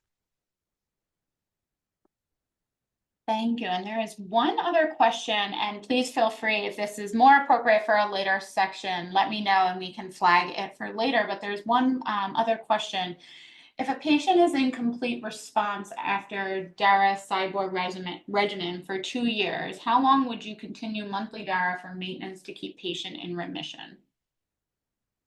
I think I would defer that question to our hematology team because as a cardiologist, we would refer all sort of chemotherapy regimen changes to our hematologist, but they would be sort of making the decision in terms of maintenance daratumumab.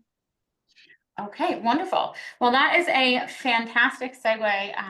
I'll just see if any other, one last little plug, if anyone has any questions for Dr. Lyle or would like to come off mute to ask a question, feel free to either put one in the chat or request to come off mute. But that is a very nice segue for our next presentation by Dr. Heather Landau, who will be leading our talk on modern management of AL amyloid by hematology. Dr. Heather Landau is a board-certified oncologist and hematologist at Memorial Sloan Kettering Cancer Center in New York City. As the director of MSK's amyloidosis program, Dr. Landau specializes in treating plasma cell disorders, including multiple myeloma and AL amyloidosis, and we are thrilled to welcome Dr. Landau. And just to note, if any questions come through, we'll be sure to incorporate them all throughout in later Q&A sections. So welcome, Dr. Landau. Thank you so much for that kind introduction, and following these wonderful speakers that preceded me, I hope to share with you the modern management of AL amyloid from a hematologist's perspective. So I too wanted to start with a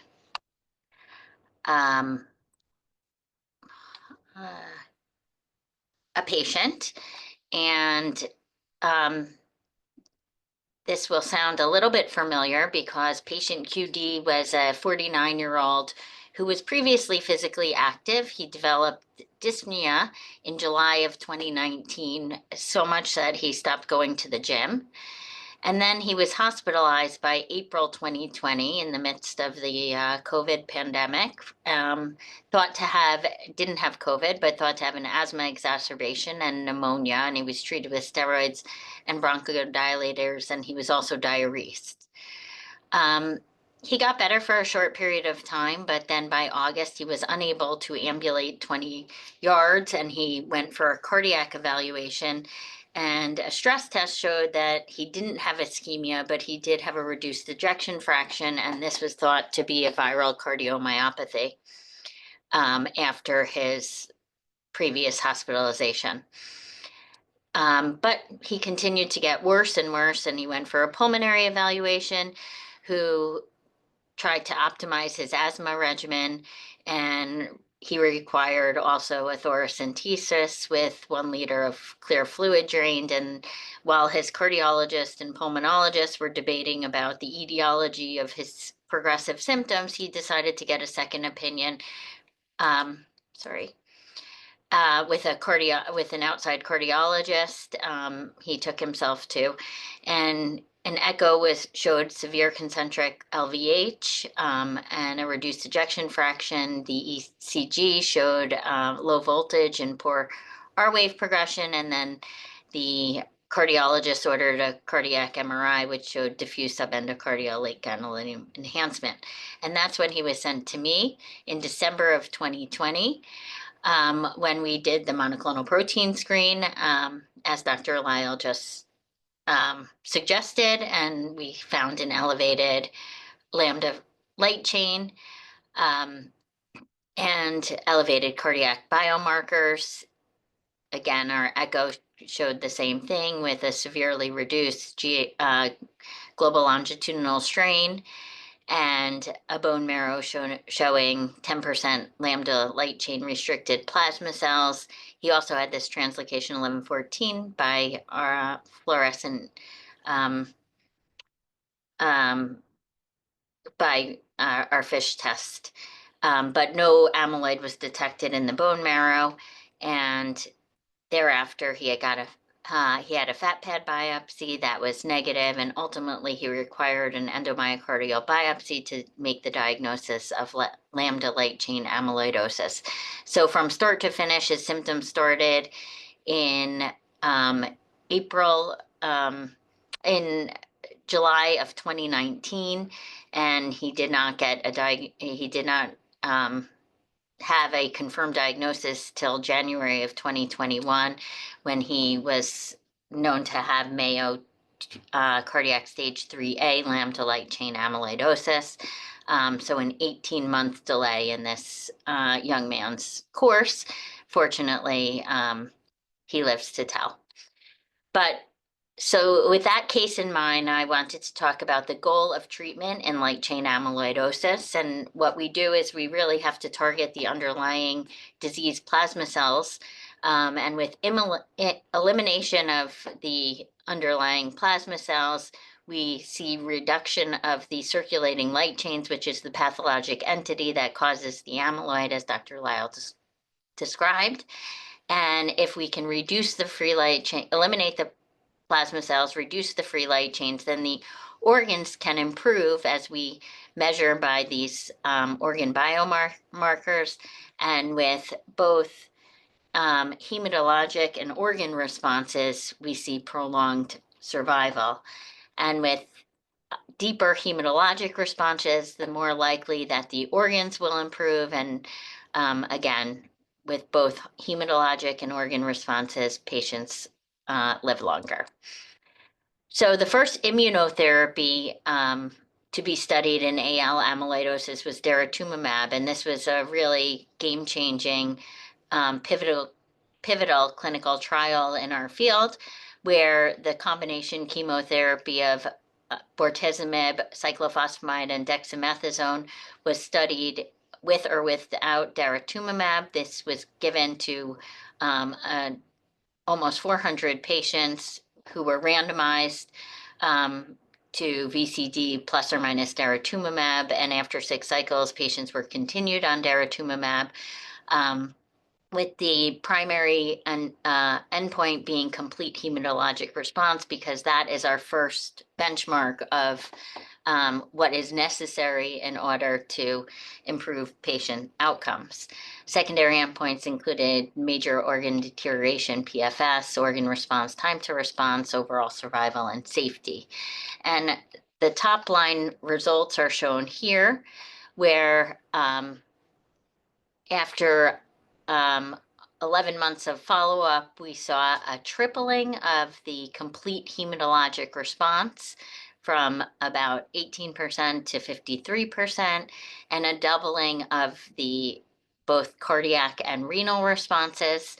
And this was a major game changer in the field, because DARA VCD is now the first and only FDA-approved drug regimen for AL amyloidosis.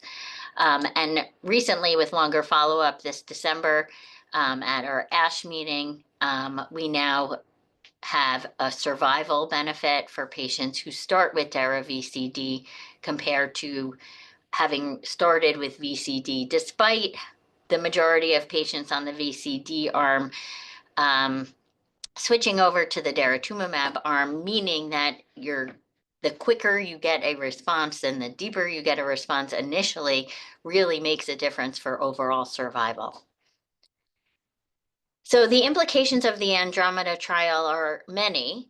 Now that this regimen has been approved and has been used very successfully, it's really the initial therapy for nearly all newly diagnosed patients with amyloidosis. It's our new standard of care.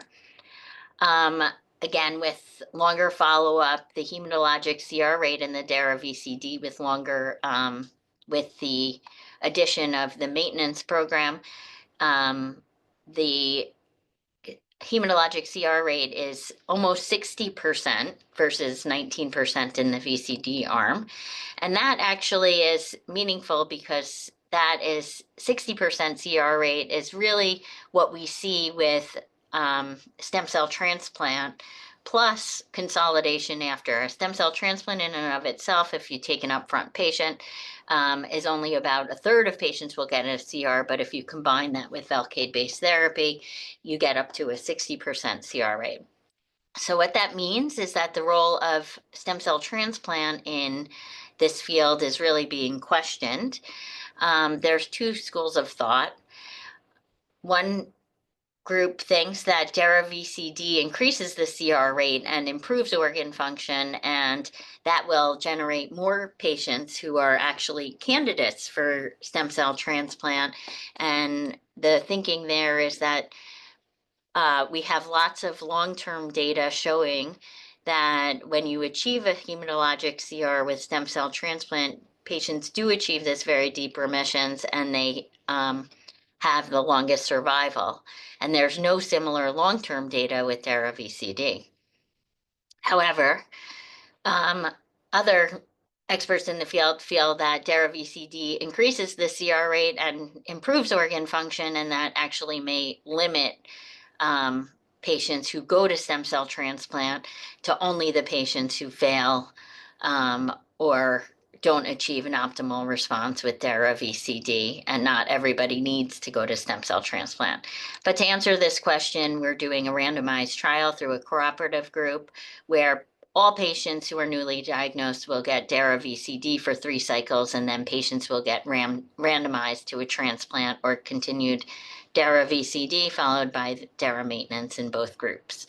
And that's the only way we'll really understand what the value of transplant is in the current treatment landscape.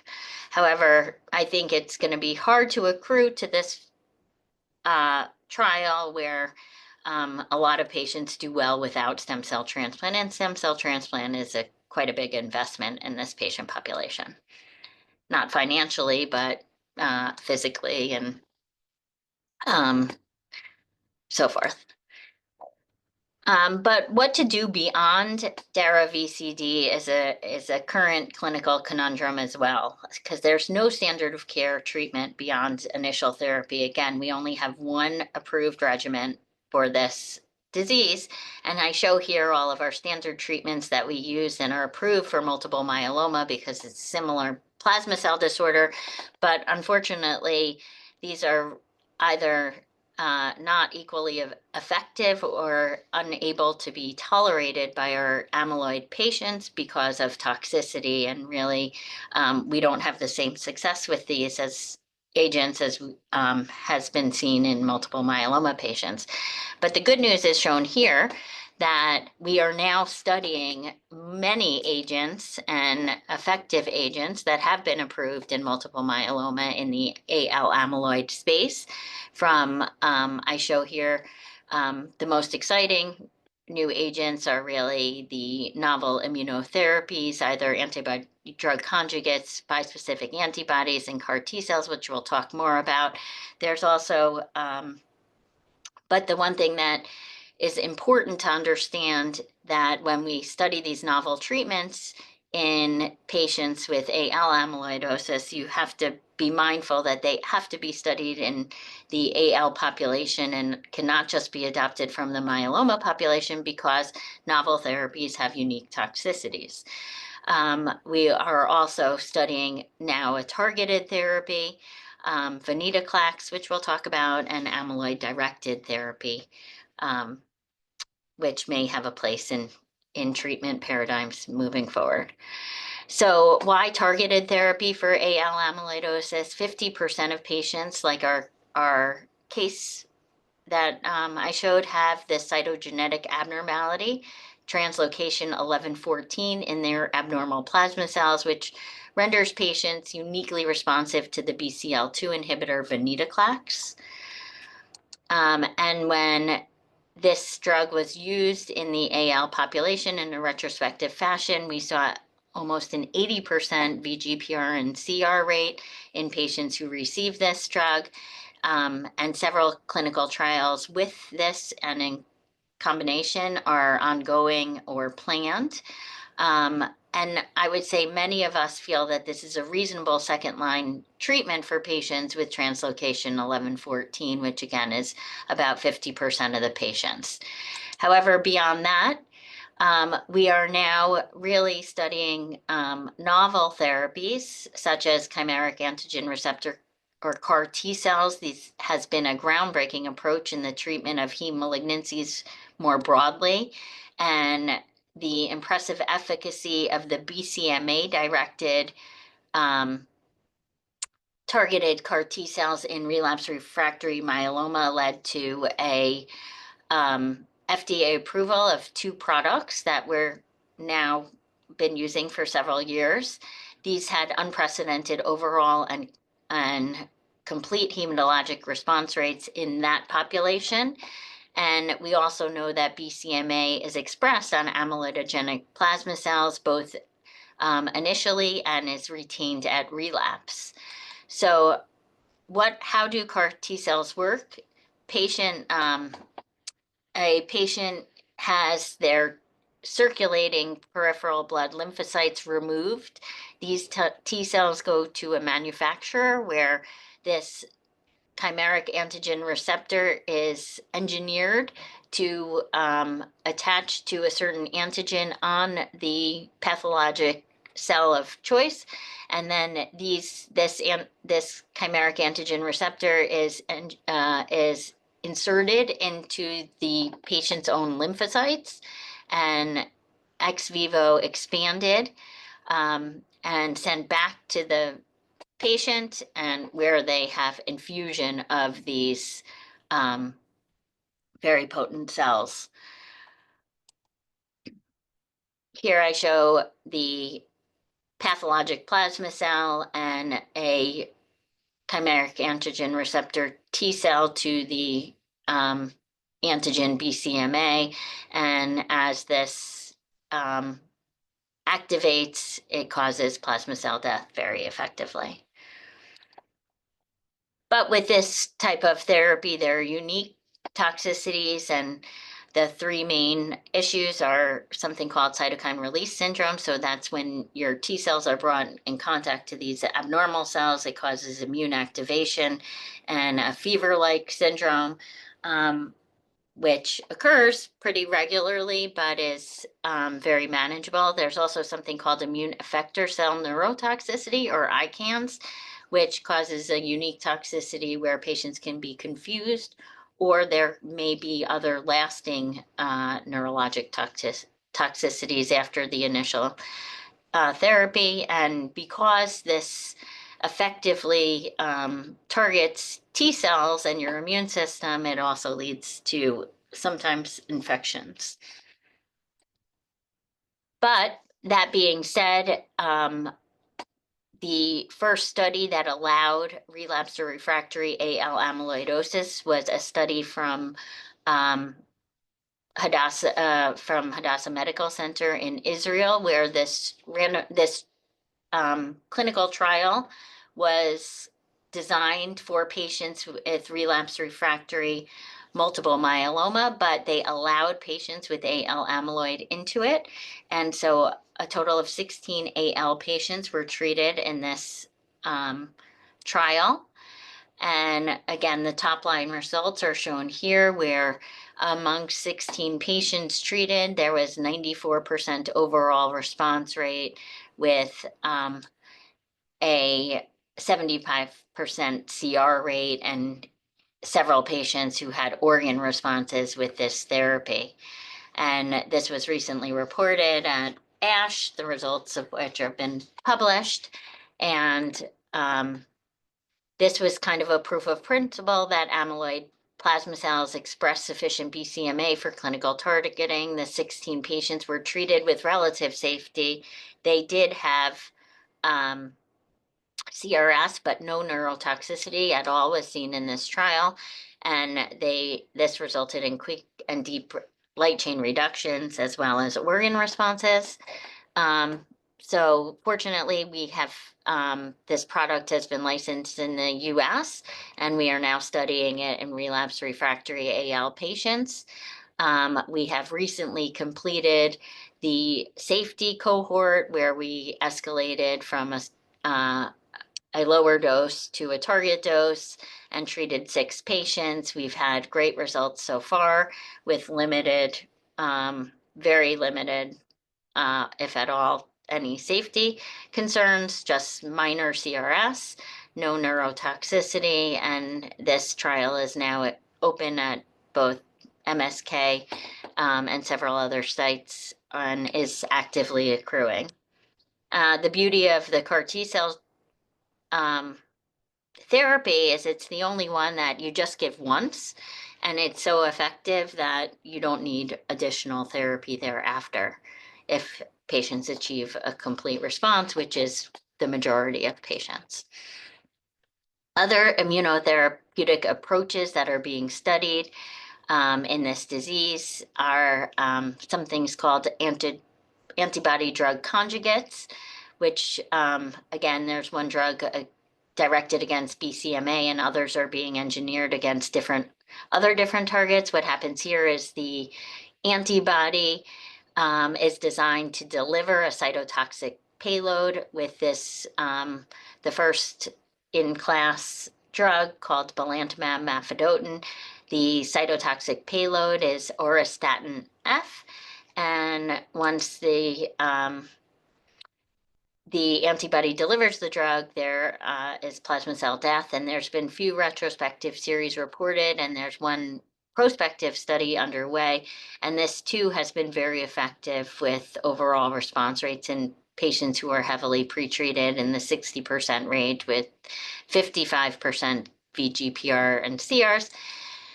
This too has a unique toxicity. 80% of patients will experience ocular or eye toxicity with blurring of vision, but as we're using this drug more and more, we're learning how to use it safely. But it is kind of an obnoxious side effect. Blurred vision is not fun, but it does go away when you stop the drug. Bispecific antibodies are another immunotherapeutic approach to treating plasma cell disorders. So this is an antibody that is designed to bring, one arm is designed to target a T cell and one arm is designed to target an antigen on the pathologic plasma cell, in this instance BCMA. And this too can bring the T cells together with the pathologic plasma cell and lead to plasma cell death. This has been an expanding field where we have now FDA-approved bispecific antibodies in multiple myeloma against 2 different antigens, 3 different products, with, again, very high overall response rates and CR rates in patients who are really refractory to any of our other therapies. And again, with this, what we call T-cell redirecting therapy, they have a unique toxicity with the cytokine release syndrome and immunoeffector cell neurotoxicity, and also infections. The bispecific antibodies are ongoing therapy, so they continue after the first dose, but we're also learning how to use them more judiciously to make reduce the amount of therapy that's needed for our patients with this also very potent therapy. And this has been studied in AL patients in a retrospective fashion that was reported in 7 patients, all achieved a very good partial response to the first-in-class BCMA-directed bispecific antibody, and it happens very quickly in a median of 6 months, half a month. And so luckily there are several different companies that are developing these drugs, and we're have several different BCMA directed products that are actually enrolling patients on clinical trials, enrolling AL patients in clinical trials. So this is an off the shelf, we don't need to engineer anything, this is just available. And again, very manageable toxicity, but more ongoing therapy, but very effective in the AL population. This is just one example of one phase B trial that's going on right now. And this particular agent is nice because it's given monthly rather than the other agents that have been given weekly. I wanted to make one note about hematologic response is the first benchmark, and it's very necessary, but it's not a guarantee for organ response, which really gets into management of our patients. And here I show one of my patients who underwent a stem cell transplant in 2008. And this is a graph of the serum-free light chains. And in July of 2008, she had an elevated free lambda light chain that did not respond to, she was one of the unlucky patients who did not respond to high-dose melphalan and stem cell transplant, but she did get Velcade-based consolidation, and at that time, it was very effective and brought down her light chains to normal. She only got 1.5 cycles because at that time we were giving the Velcade IV, and she developed neuropathy. But you can see to date, she remains in a complete hematologic remission without any other therapy. But I show you this because you can see she had kidney involvement, not heart involvement, but she had a significant amount of proteinuria in 2008 when she presented, over 20 grams of proteinuria. And what's remarkable is that she got into a complete hematologic remission in 2008, but it actually took 6 years for her organ to improve. And she actually has no proteinuria, but now we're talking 10 years later. Similarly, her serum albumin was very low and she was spilling 20 grams of protein, and it actually took 4 years for her serum albumin to normalize. So I say this because organ responses take time. Patients shouldn't be treated if patients achieve a hematologic remission and the organ doesn't improve, it doesn't mean that they need more clone-directed therapy, which can be very toxic to these fragile patients. Instead, they really need supportive care and time for their organs to improve. Sometimes they don't improve, but the median time to best renal and cardiac responses is really 29 and 24 months. So we need to have a little bit of patience and a little bit of a lot of supportive care while patients take time to improve. And giving them more clone-directed therapy or a stem cell transplant after they achieve a hematologic response to Dara-VCD, if they're compromised otherwise and they still have heart failure or proteinuria, doesn't necessarily make sense. Yes. The good news is that we're now studying also amyloid-directed therapy. So because the clone-directed therapy eliminates the plasma cells, but it does not get rid of the resident amyloid that's already deposited.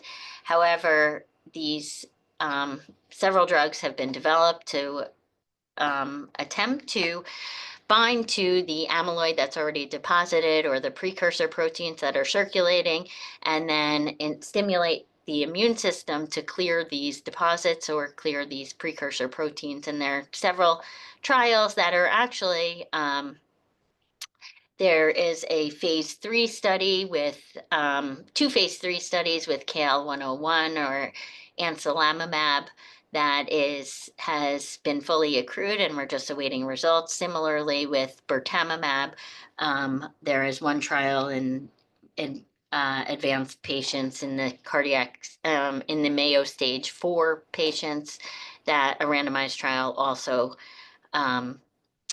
fully accrued, and we're awaiting results. This is a similar antibody AT02 that is starting its journey on this path, and first in human studies are ongoing in Australia. But these, should they make a difference in terms of overall survival for our most advanced cardiac patients, this would be, and hasten organ improvement, then this would be a definite benefit for the field. We're also studying novel approaches like light chain, or we will be studying novel approaches, light chain stabilization, similar to how tafamidis works with transthyretin amyloid, where because this is a folding and misfolding, an unfolding and misfolding disease. There is the premise that if you can keep the light chains folded properly and they don't have the opportunity to unfold, then they will never have the opportunity to form amyloid. So light chain stabilization is something that is being developed and hopefully will be studied in the near future. For that, I would say, really the standard of, in conclusion, the standard of care treatment for AL incorporates both the monoclonal antibody daratumumab and with chemotherapy, and has really changed the treatment paradigm. It's now being, the questions asked if whether or not this will increase or decrease the use of stem cell transplant in the upfront setting. But we need clinical trials to answer this question. Organ responses take time, so it is not an indication to continue or change therapy when patient has achieved an optimal hematologic response, and that's really important. Other immunotherapeutic approaches, including BCMA-directed studies, and I envision other antigens will be studied too in this field in the salvage setting and have been very effective to date, but they do come with unique toxicity. So these trials have to be done, not just adopted for AL patients, but have to be done in AL patients in order to understand the safety profile.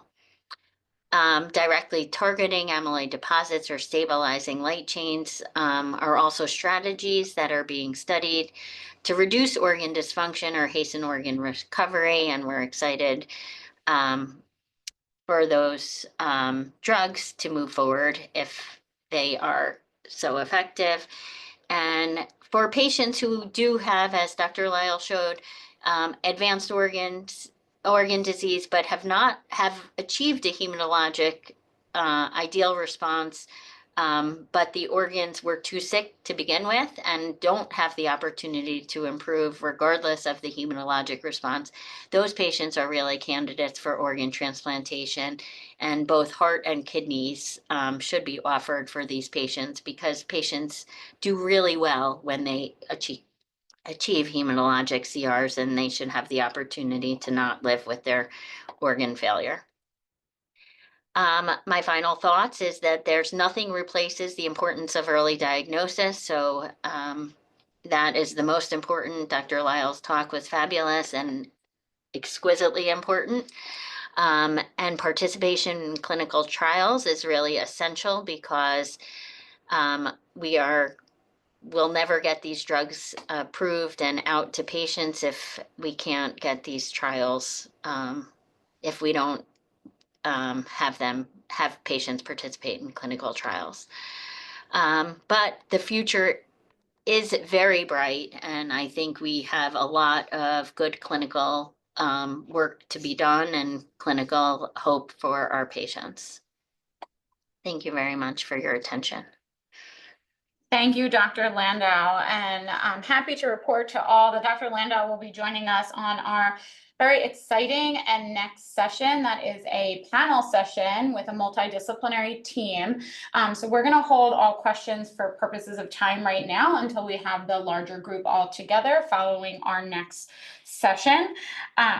So our next session, disease identification and diagnosis, is a case-based panel discussion moderated by Dr. Matthew Moore, Professor of Cardiology at New York Presbyterian Columbia University. We are thrilled to welcome our multidisciplinary panel to the forum. Welcome to Dr. John Clark, gastroenterologist at Stanford University, Dr. Heather Landau, as you know, hematologist oncologist at Memorial Sloan Kettering, Dr. Mazen Hanna, cardiologist and amyloidosis center co-director at Cleveland Clinic, and Dr. Jay Radhakrishnan, nephrologist at New York Presbyterian Columbia University. Thank you all for joining us today. Dr. Moore, I will turn it over to you. Well, thanks so much. I appreciate the AHA inviting us and the support that's been provided by Alexion. I'm joined by my colleagues here to discuss this case. This is a gentleman who's 50 years of age and more than a decade ago had an IG lambda monoclonal gammopathy and was feeling well until January of 2023.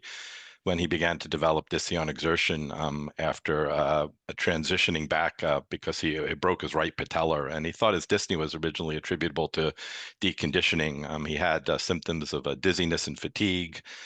Notably, very specifically, he complained of decreased saliva production. And then the fatigue got really profound and quite worse in March of 2023. Had to take multiple naps as a 50-year-old throughout the day and lost more than 20 pounds over a 6 to 8 month time period. So maybe I can ask my colleagues if someone wanted to comment about any of these symptoms and whether they find them at all typical or atypical for a patient with a systemic amyloidosis.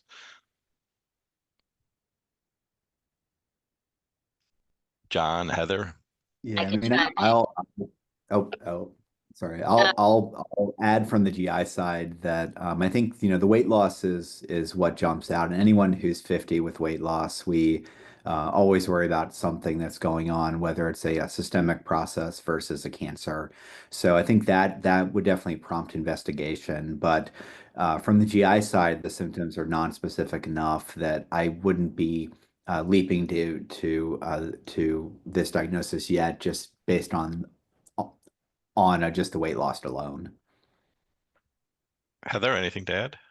Yeah, I think that this is certainly, as I think we just saw in other cases, that dyspnea on exertion and profound fatigue are in combination. I know are really hallmarks of heart failure, but at the same time, you add in the dizziness and the decrease of saliva, and one has to think that this is a multi-systemic.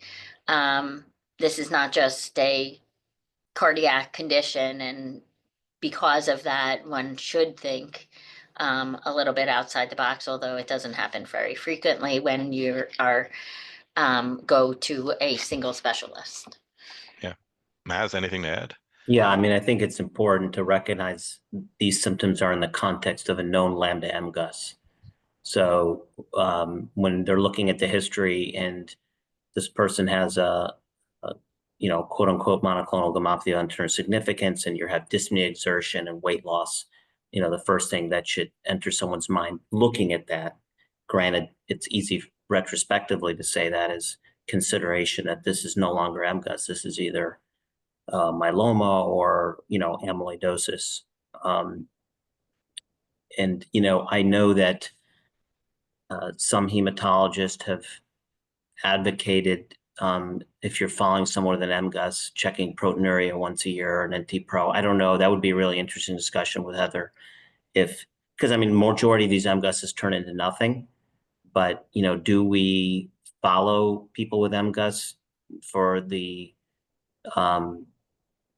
development of these things, or tell the patient, if you develop these things, alert your hematologist?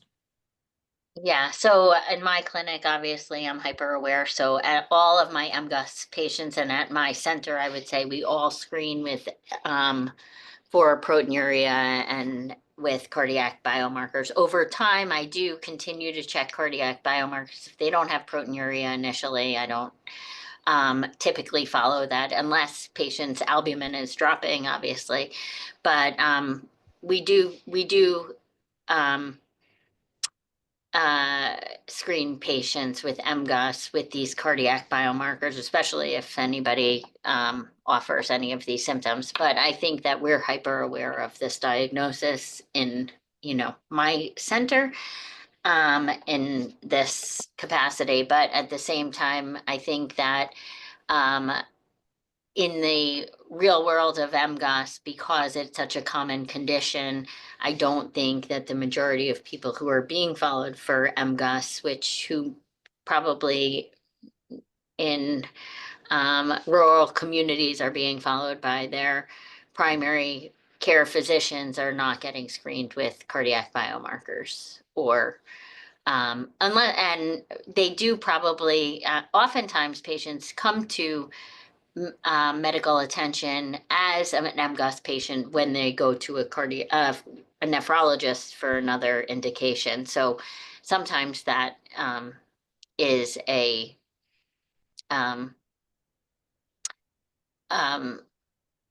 helpful But oftentimes, even in that setting, the nephrologist misses the diagnosis as an MGUS if that is not necessarily the cause of the current kidney issue. Yeah, so let me go onward, tell you a little bit more about this case. So he then developed painless hematuria, resolved spontaneously after a few weeks, and then nausea with decreasing appetite. And while traveling out west, he had a recurrence of his hematuria again with dysuria and urgency, and ended up actually in an outside hospital with hemorrhagic and septic shock with a staph epidermidis UTI. Was treated with packed RBCs and vasopressors, thankfully for a short period of time, and he had a CT of his abdomen and pelvis, which reported no osseous lesions, but had a bladder mass, and he had a cystoscopy, and the bladder mass was quote unquote amyloid, not otherwise specified.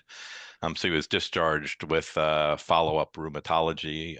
Analysis was pending. A creatinine was 1.7 at the time, which is elevated from his previous values. So here you have a gentleman with amyloid in a bladder. Thoughts about what needs to be done next? Anybody?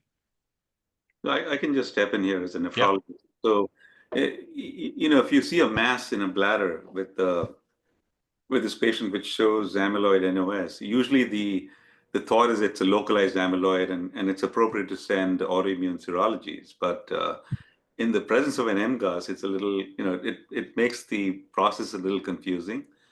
The other point is that with a bladder mass, obviously, you're not going to see a creatinine of 1.7. So right away, there's a second process going on up in the upper tract in the kidneys, right?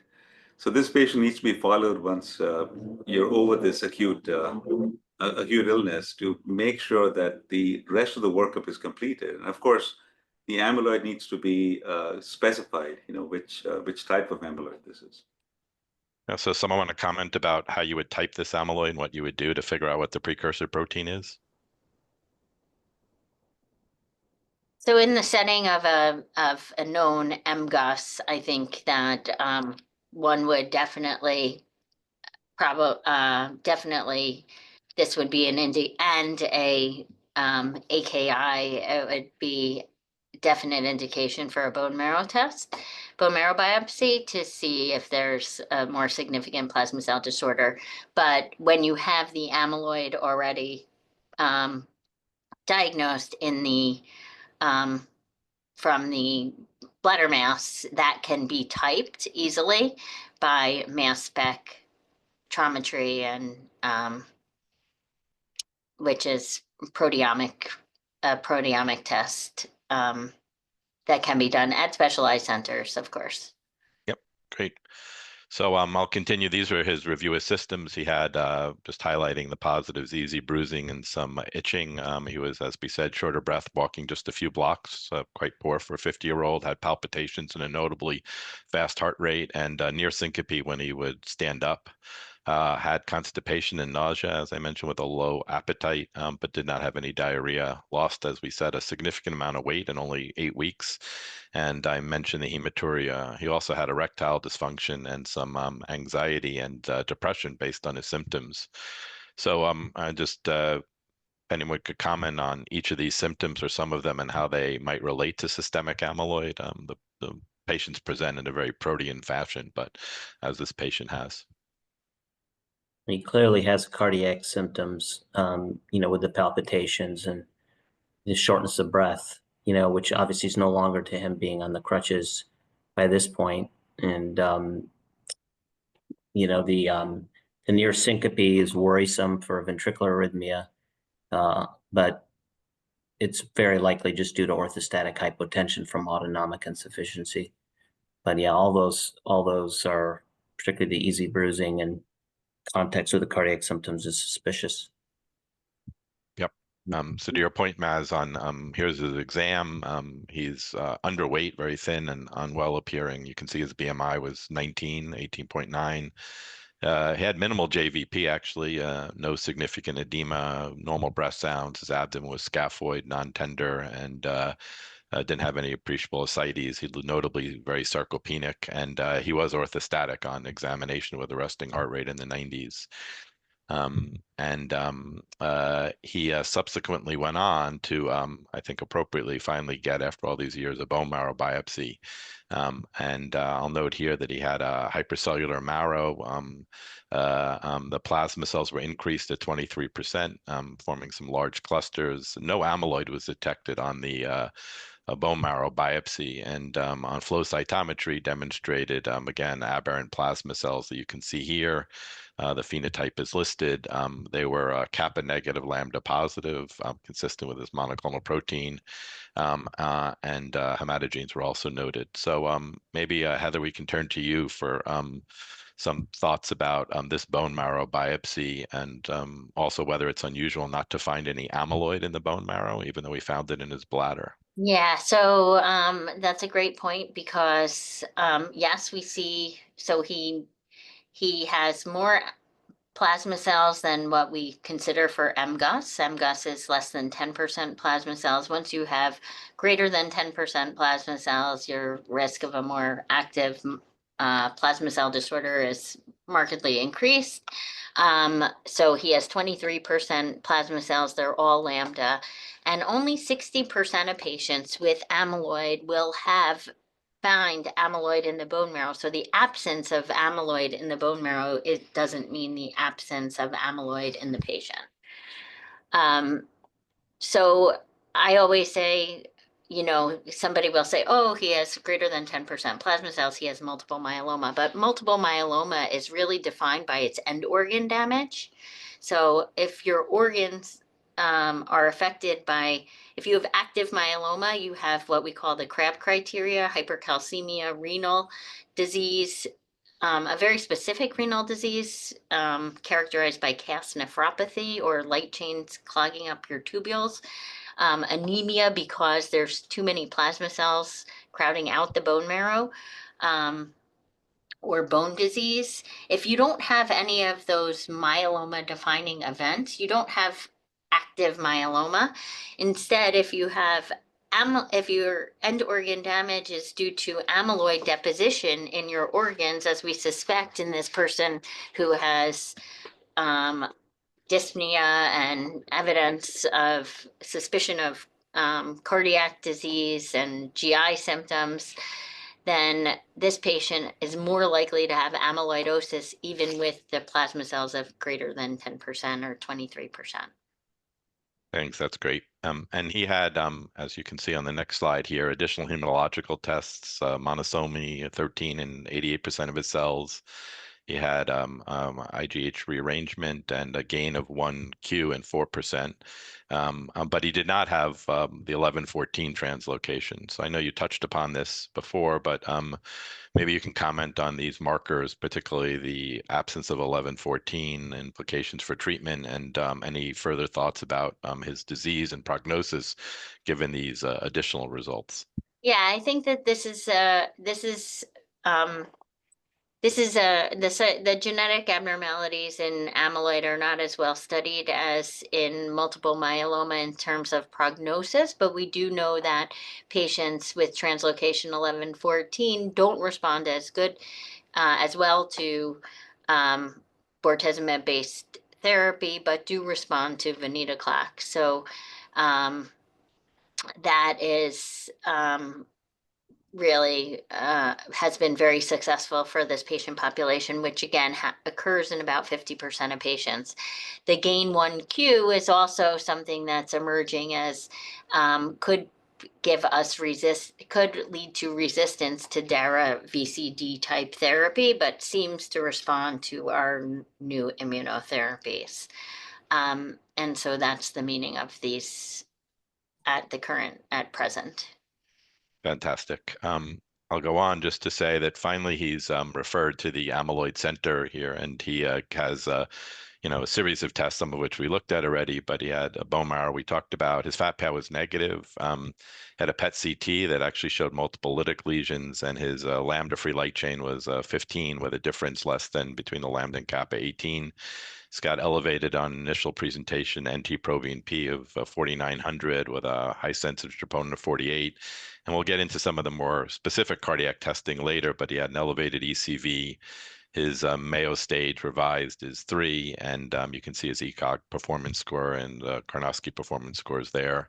And additional labs notable for an anemia, a low albumin, elevated beta-2 microglobulin, elevated creatinine with a low EGFR. His urinary protein is 4 grams, and his factor 10A levels, or at least activity, is a little bit reduced. So I do want to speak to this because this goes back to what I was suggesting before, because with the PET scan showing multiple lytic lesion, he is the 10% or population that has bona fide active myeloma with amyloidosis and organ damage from both diseases. Yep. I don't know if anyone wants to comment from their perspective on any of the other laboratory tests. Yeah, it's clear that he has nephrotic range proteinuria, and I'm assuming this creatinine was drawn after he was discharged in a stable state. So he has CKD as well. One word about fat pad biopsies. We used to do it traditionally in the nephrology clinic with a needle, a large gauge needle. The yield has not been that great, but we do this routinely as a first step in such patients. Yeah, I always say to folks, if your fat pad's negative, if your clinical suspicion remains, you can't stop there. So you got to go on. It doesn't have a high enough sensitivity. He's So also maybe got an NT-proBNP of approximately 5,000 with a high sensitivity troponin T of almost 50. And then the ECV on the MRI, normal is, 28, 29, up to 33% can, depending on your age, can be normal. So ECV of over 40 is highly suggestive of cardiac amyloidosis. And to your point, Jay, he, because of his nephrotic range proteinuria, underwent a renal biopsy. Maybe you can just walk us through these particular results. Right. So I think the first thing the pathologist looks at is the light microscopy, and you can see on the left panel that there's this very light pink material that is surrounding the tubules and blood vessels in the left panel. In the right panel, you can see a normal glomerulus in the top, and on the bottom you see an involved glomerulus with the same pinkish material expanding the mesangial space. So when the pathologist looks at this, the first impression is this is some sort of deposition disease. And you go on to the next slide. Yep. Yeah, and then the next test, which is almost a knee jerk, would be to do a Congo red, and you can see on the left the salmon pink material surrounding a tubule and a blood vessel, and on the right it lights up under birefringence to be this apple green color, which confirms this is amyloid. Next step. And then you need to subtype the amyloid, and luckily the pathologists do have staining material to see if it's monotypic, which it was in this case. The lower panel is lambda, bright. On the top is kappa, which is traced to negative. And then the next step, of course, is to do an electron microscopy, and you see these fibrils on electron microscopy, which have a particular size. They're between 8 to 12 nanometers, and they're randomly oriented. There are other monoclonal gammopathy-related kidney disease with fibrils, which have a completely different appearance. So when you take into account this combination of congruent positivity, monotypia on the staining, and the specific appearance of these fibrils, the diagnosis is AL-Amyloidosis, lambda chain type.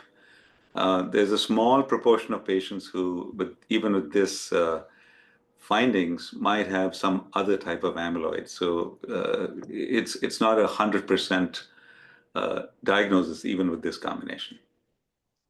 Yeah, and to your point, this was the final renal biopsy and fat pad. We said fat pad was negative. Maybe you could just comment a little bit further about the predominant involvement of blood vessels on the renal biopsy with amyloid. Correct. So the typical area of the kidney biopsy is the glomerulus, and that leads to a profound amount of proteinuria and nephrotic syndrome. But in a minority of patients, such as this patient, it could be interstitial or perivascular. And in that case, you may not get a lot of proteinuria. So this patient, in fact, had both. Although this predominant interstitial vascular, there was a lot of proteinuria as well. But it can fool you saying that you have CKD and you have a monoclonal gammopathy without any proteinuria. The point is you might miss interstitial amyloid, because it's not a typical presentation. So if there are other signs, like for example, there's a cardiac biomarkers are going up, or if there's any signs of other organ dysfunction, we would do a kidney biopsy in such patients in the nephrology clinic, so as not to miss amyloid. And we've seen maybe 2 or 3 patients who present with without any proteinuria or minimal proteinuria, and who have interstitial amyloid. Yeah, interesting. So for his gastrointestinal symptoms, which were pretty prominent in weight loss, he actually underwent further evaluation with a gastric emptying study. And maybe Dr. Clark, you could educate us a little bit about this study and what the results are, and how you would manage maybe his GI motility disorder. Yeah, it's pretty impressive. Typically you should empty about 90% within 4 hours. And 30 is definitely outside the norm there. But what's even more striking is that he's slow at every time point. And he's slow enough in that first hour that he's emptying less than 5%, and that fits with his symptoms and the weight loss.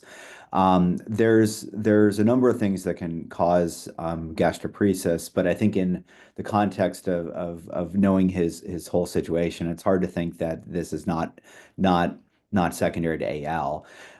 We would typically look with an upper endoscopy as well, just to make sure we're not missing anything else, since he is age 50 and his symptoms are new. It's important to note that when doing biopsies from the gastrointestinal tract, you really have to request the staining specifically, because most GI path people, if they're not thinking of amyloid, won't do a dedicated stain with it, and it's very difficult to tell just based on the H&E unless you have a really experienced person looking at it.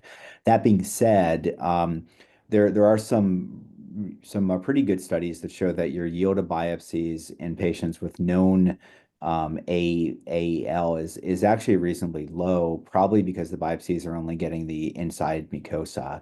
And if this is more involvement within the muscles, it may not be reached with the biopsies present. So we would do an upper endoscopy. We would take biopsies. We'd ask for stains specifically. But if it comes back negative, it doesn't mean that this isn't secondary to amyloidosis, which it definitely seems to be from. In terms of treatment, we generally would break it down into a couple categories. For diet and lifestyle, we'll often recommend food intake that's more likely to empty faster, so more liquids and foods which are partially ground down first. In terms of medications, the mainstay have been the prokinetics, which are meds like Reglan, for instance, which are basically designed to increase the contractility and speed gastric emptying. The one we're doing most often right now is prucalopride, which is FDA approved with constipation. But what's nice about it is that it works through a similar receptor system as Reglan, but safety and tolerability are much better. So it seems to work pretty well. It's safer, and people don't get the movement disorders and the anxiety with it. There's about 6 others in that category, but probably with this patient, given the constipation plus gastric emptying, that would be our first. There is also some literature looking at Buspar, which is an antidepressant, but it works through serotonin type 1 receptors, which are largely expressed in the upper stomach, and it increases gastric accommodation. So oftentimes it'll make symptoms better without necessarily improving the gastric emptying. And then there's also an interest now in doing endoscopic type therapies. And what's being done at present is called a GPOM, which is where you basically cut the bottom portion of the stomach from the inside with the idea of increasing the gastric emptying. Works in about 70% of people. The nice thing is it's a fast recovery because it's entirely done via the endoscope. At Stanford, we typically will keep people in the hospital one night afterwards, but there are some large centers that don't. So I think we'd start with medications and diet first, but if we found that the weight loss continued despite that, and we thought it was from a GI component and not cardiac, or things outside of that, we would think of doing something interventional based on that. Great. That's wonderful. Thanks. So turning to his heart, this is his electrocardiogram and an echocardiogram showing a minimally actually increased wall thickness with some concentric remodeling of preserved ejection fraction. There was evidence of apical sparing with a reduced global longitudinal strain, and RV function thankfully was normal. Left atrial size was increased. So Maz, maybe you can comment. Do you see from these studies, evidence of cardiac amyloid? We're taught about low voltage. He doesn't seem to have that. And he wasn't volume overloaded on exam, which is somewhat perplexing. So curious to hear your thoughts about this phenotype. Yeah, so for the electrocardiogram, there's a study that shows 10% of biopsy-proven cardiac amyloidosis actually meets criteria for LVH on the EKG. And like we said, in AL, less than 50% have low voltage. So the absence of low voltage certainly did not dissuade us from thinking there's cardiac AL amyloid involvement. The wall thickness, you're right, is mildly increased. Normal wall thickness in a male is up to 1 centimeter. Normal wall thickness in a female is up to 0.9 centimeters. So 12 millimeters is, for a male, mildly thickened. But one thing that we look at a lot, and maybe we'll see these values, is relative wall thickness, which is adding your septal and posterior wall thickness in the numerator and dividing it by the left ventricular end diastolic diameter. So if you think of amyloid patients tend to have a smaller LVEDD, so like a wall thickness of 1.2 in the septum posterior wall, 1.2 plus 1.2 is 2.4, and if it's only 4 centimeter ventricle, then your relative wall thickness is above 60%, which can be very telling. The strain is being reduced, has to be explained. The apical sparing pattern, this all fits cardiac amyloidosis. So, and there is a cohort of patients with AL that can even have normal wall thickness. This is a phenotype where the deposition is mainly in the microvasculature and less so in the interstitium, and they get global ischemia. So even normal wall thickness can be seen in AL cardiac amyloid. Great. And, we as cardiologists have lots of other tests. So he did get a cardiac MRI to further characterize his phenotype, which you can see here.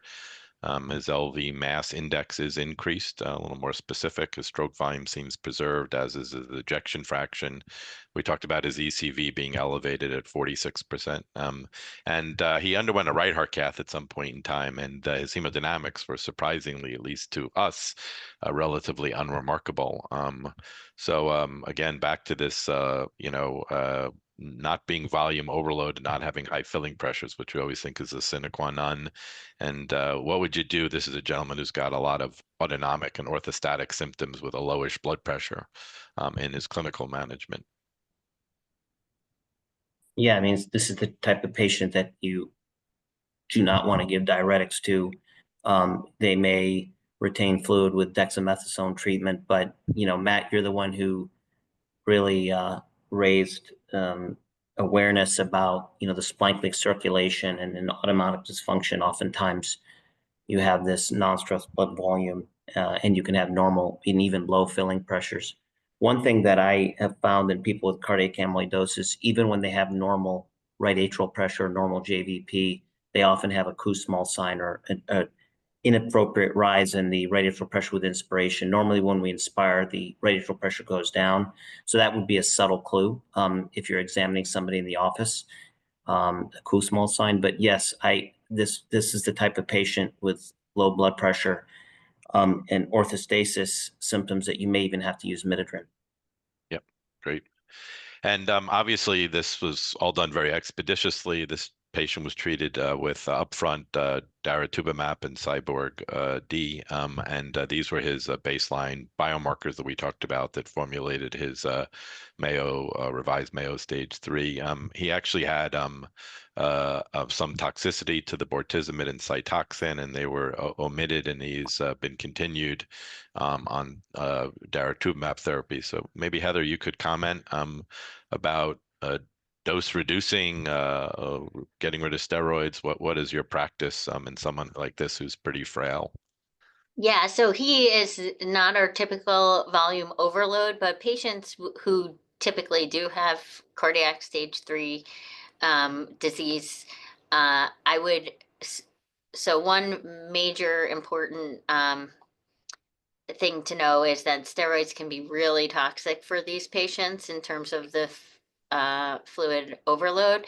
So the steroids, although we used to use them for plasma cell directed therapy when we didn't have these very effective drugs, with the current regimens we have now, the bang for your buck with the extra steroid doesn't, the toxicity, the risk versus the benefits, in my opinion, is not in the favor of using more steroid. It's using less steroid, especially with daratumumab. So, but what is needed is the steroid to prevent an allergic reaction to the daratumumab, which only really happens 10% in the first week and even less in the second week, and thereafter it's essentially none. So typically I use, in somebody like this, I would do the Dara VCD, but I would do dexamethasone 20 milligrams with the first dose, 12 milligrams with the next, with cycle 1, day 8. And then if patients aren't tolerating the steroid, I take them off of steroids right away. Again, the bang for your buck is just not in the favor of the steroids.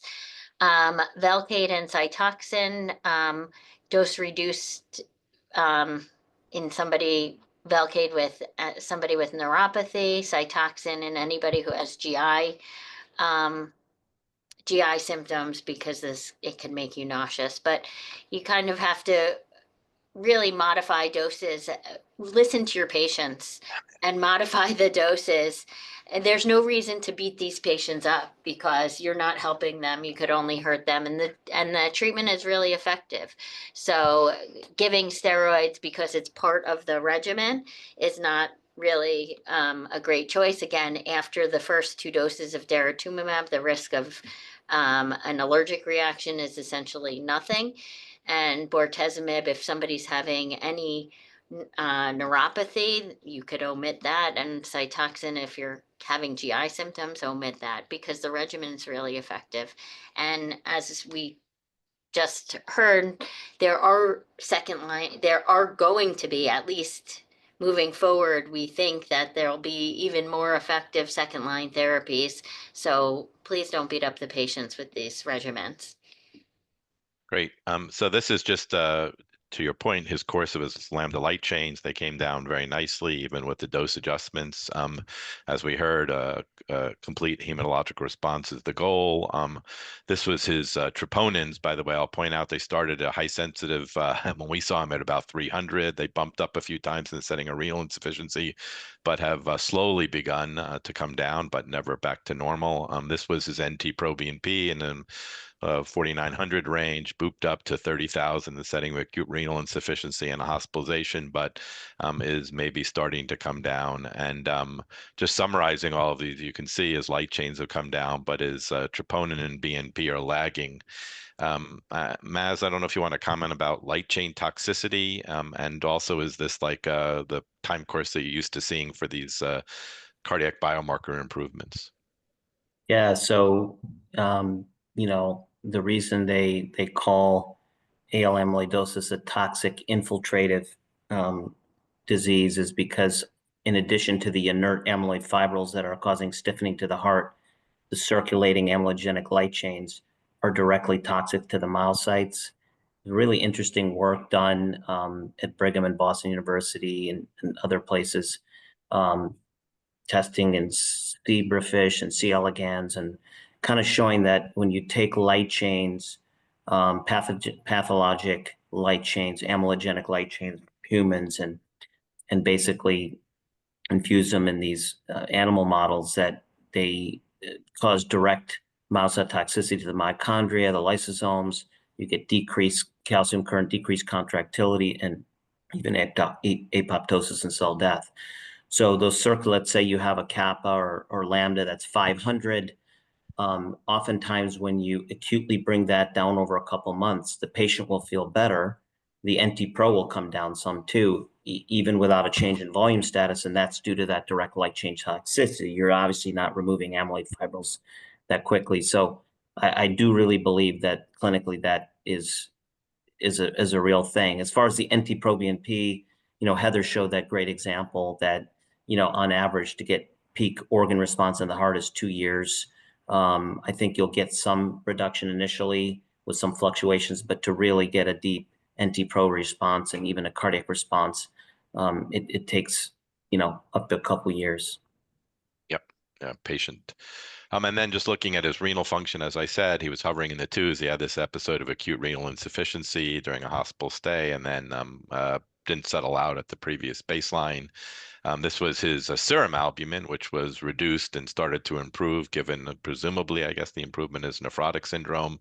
And that was evidenced by the fact that this was his urinary protein measured over 24 hours that went from over 4,000 down to, less than 2,000 or so. And summarizing those three here, I guess, Jay, maybe you could comment. Same thing. Is this a typical time course? It's taking a long time. Are there any adjunctive therapies? We're using SGLT2s for everybody. Should we be using them here? And God forbid the kidney doesn't get better. Is this a guy who we can give a transplant to? Right, but I think the one-liner on SGLT2s is, your data, right? I guess. So it's probably safe. It's unclear if it's going to really help because, with infiltrative disease, the hemodynamic changes that lead to sort of a favorable response may not be there in amyloid. So I think we just need to test it in patients for long periods of time, but that'll be colored with the fact that you're actually treating the proximal pathogenic mechanisms, right? So no contraindication unless, hemodynamically, they're very, very unstable because you'll get a big bump in your creatinine when you put these drugs on board, right? So that's one issue. That the time course is variable, as we saw, it could be long. So this guy had a pretty decent bump up in his albumin, which I think is one of the first things that you see with the renal response, and that's accompanied by this drop in urinary protein. Because it's an interstitial amyloid, a vascular amyloid, you may not see a good restoration of GFR accompanying these proteinuria changes, right? So that's a point that there's going to be fibrosis and other things in the interstitium, despite stabilization of the light chain, proximal light chain production. So so this guy's quasi-stable. I'm going to ask you: is he feeling better? Is he less fatigued? Can he get about with these biomarker changes? No. Yeah. Unfortunately, yeah. So that is, and his blood pressure is probably still very low, which probably indicates extensive vascular deposition, just like what we saw in the kidney. Yeah. So, I mean, I think, just to summarize, Heather mentioned this, but this is a bad example of an early diagnosis. A gentleman who had disease, potentially markers for 10 years, and no one picked up on it. So we always say, if you don't think about amyloid, you'll never make the diagnosis.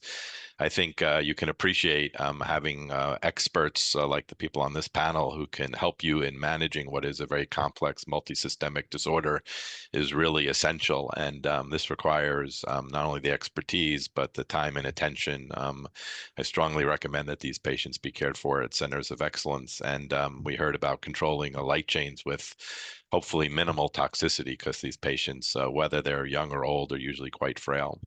So I thank everyone for their time and attention, and I'll turn it back over to our colleagues at the AHA. Yes, thank you all so much for such a comprehensive review. We would like to now open the floor for audience Q&A, and there is a hand that was raised earlier in the presentation.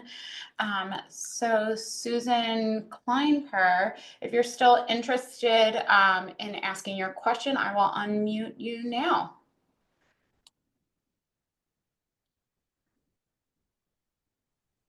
Just giving a minute there for some. Whenever you're ready, Susan, feel free to jump in. In the meantime, there is another question in the chat. Do we feel that having lambda phenotype increases your suspicion for AL amyloid when thinking about these symptoms?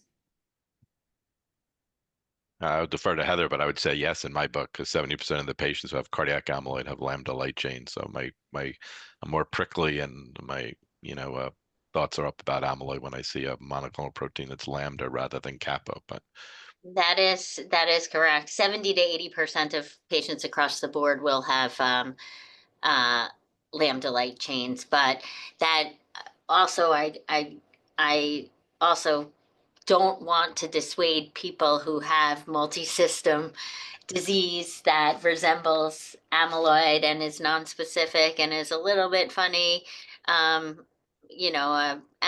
then the patients are just sicker than you think they should be.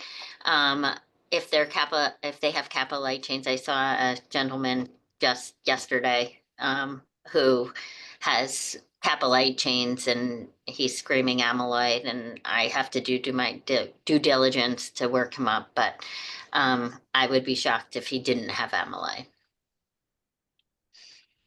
And I think, Dr. Landau, this might be another question coming your way from earlier, but could you comment about the new developments of novel antifibril therapies to induce resorption of light chains from myocardium in AL amyloidosis?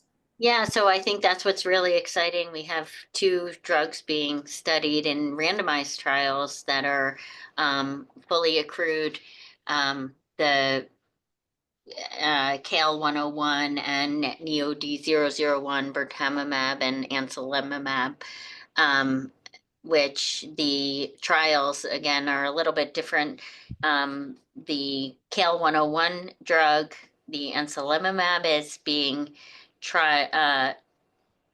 studied in 2 randomized phase 3 studies where patients will get dara-VCD with or without this antifibrillar antibody in very advanced patients with cardiac disease, there's 2 distinct studies in cardiac 3A and cardiac 3B patients.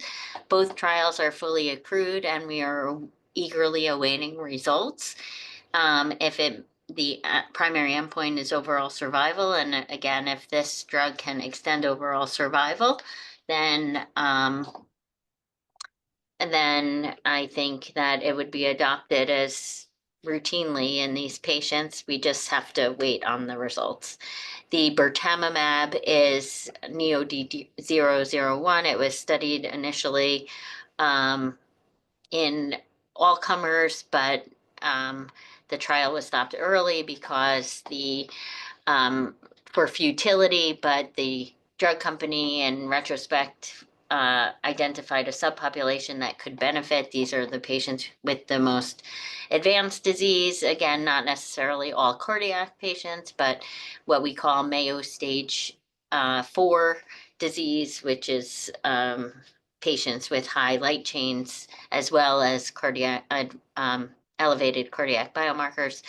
And that is being studied in randomized fashion in that population to see if we can identify who would have a benefit from that particular antifibrillar antibody. Again, the premise is that if you can bind to the precursors or the deposited amyloid, and you can stimulate your own immune system to clear these deposits, the organs can improve more readily. But time will tell if we just don't have the data on whether or not these will significantly advance the field now, but I expect in 6 months from now, we'll have more data. Thank you. And another question from earlier that I wanted to bring to this larger group. How successful are stem cell transplants? My father was on Brukinsa, but this may be his next step. So just any thoughts from the group there? Again, that's probably to me. And as we discussed in advance of before we had these other therapies, we only had stem cell transplant. It was our most effective therapy at the time because a third of patients who get high dose melphalan and stem cell transplant go into remission. A third go into a partial remission and a third get no remission. But again, when we combine it with bortezomib-based therapy, about 60% get a CR. But there is a subpopulation who go through a transplant and don't get any benefit.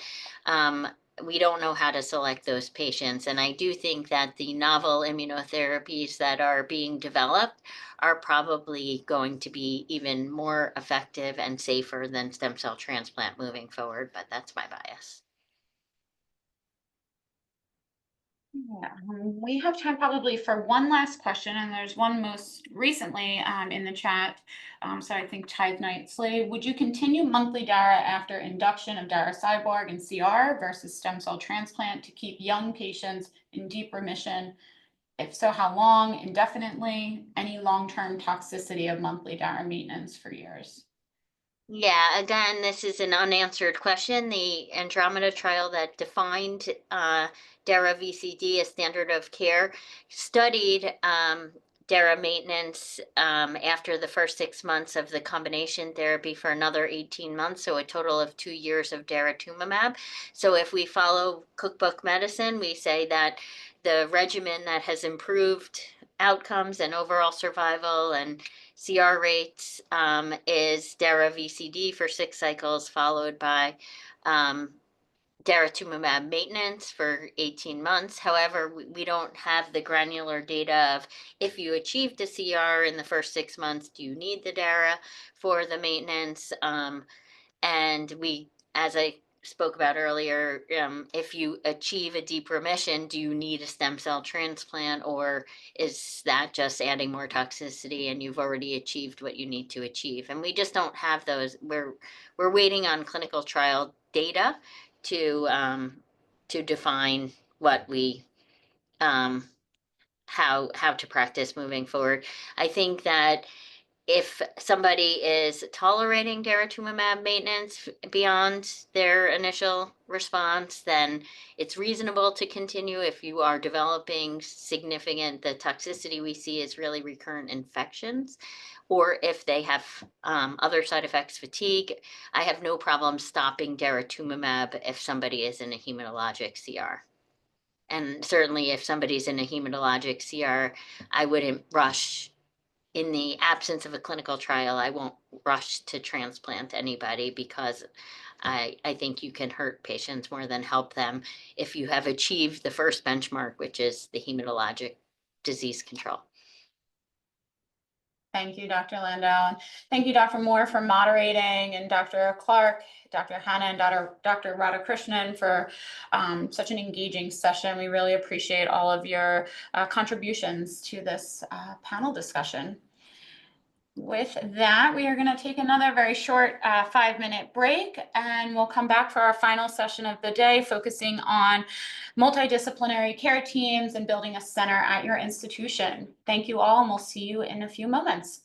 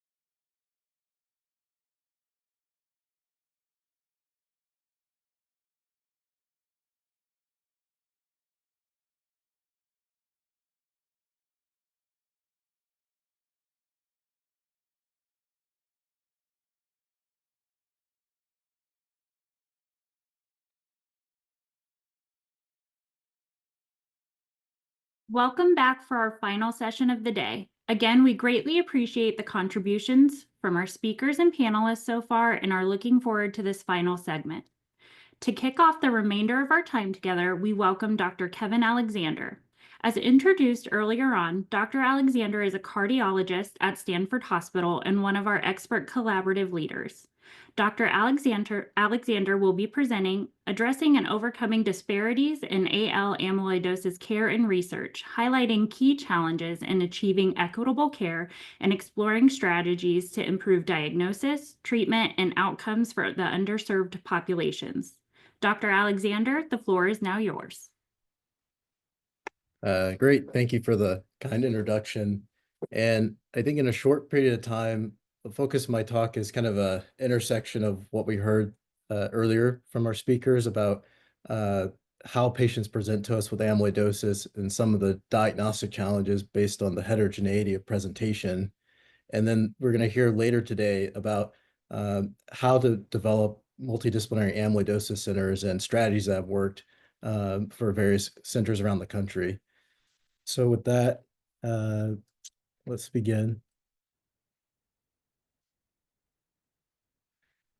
So just to briefly highlight the scope of the problem and the prevalence of AL amyloidosis, these are numbers borrowed from a talk that Dr. Marr had given a year or two ago, and I think illustrate the point that cardiac amyloidosis is a overall uncommon or rare disease. But when we start to look at the subtypes of amyloidosis at transthyretin versus AL amyloidosis, light chain amyloidosis is a rare disease among relatively uncommon disease. And so it's almost like finding a needle within a stack of needles. And so I think a lot of the challenges we have for diagnosing ATTR amyloidosis are magnified in terms of picking up AL amyloidosis cases.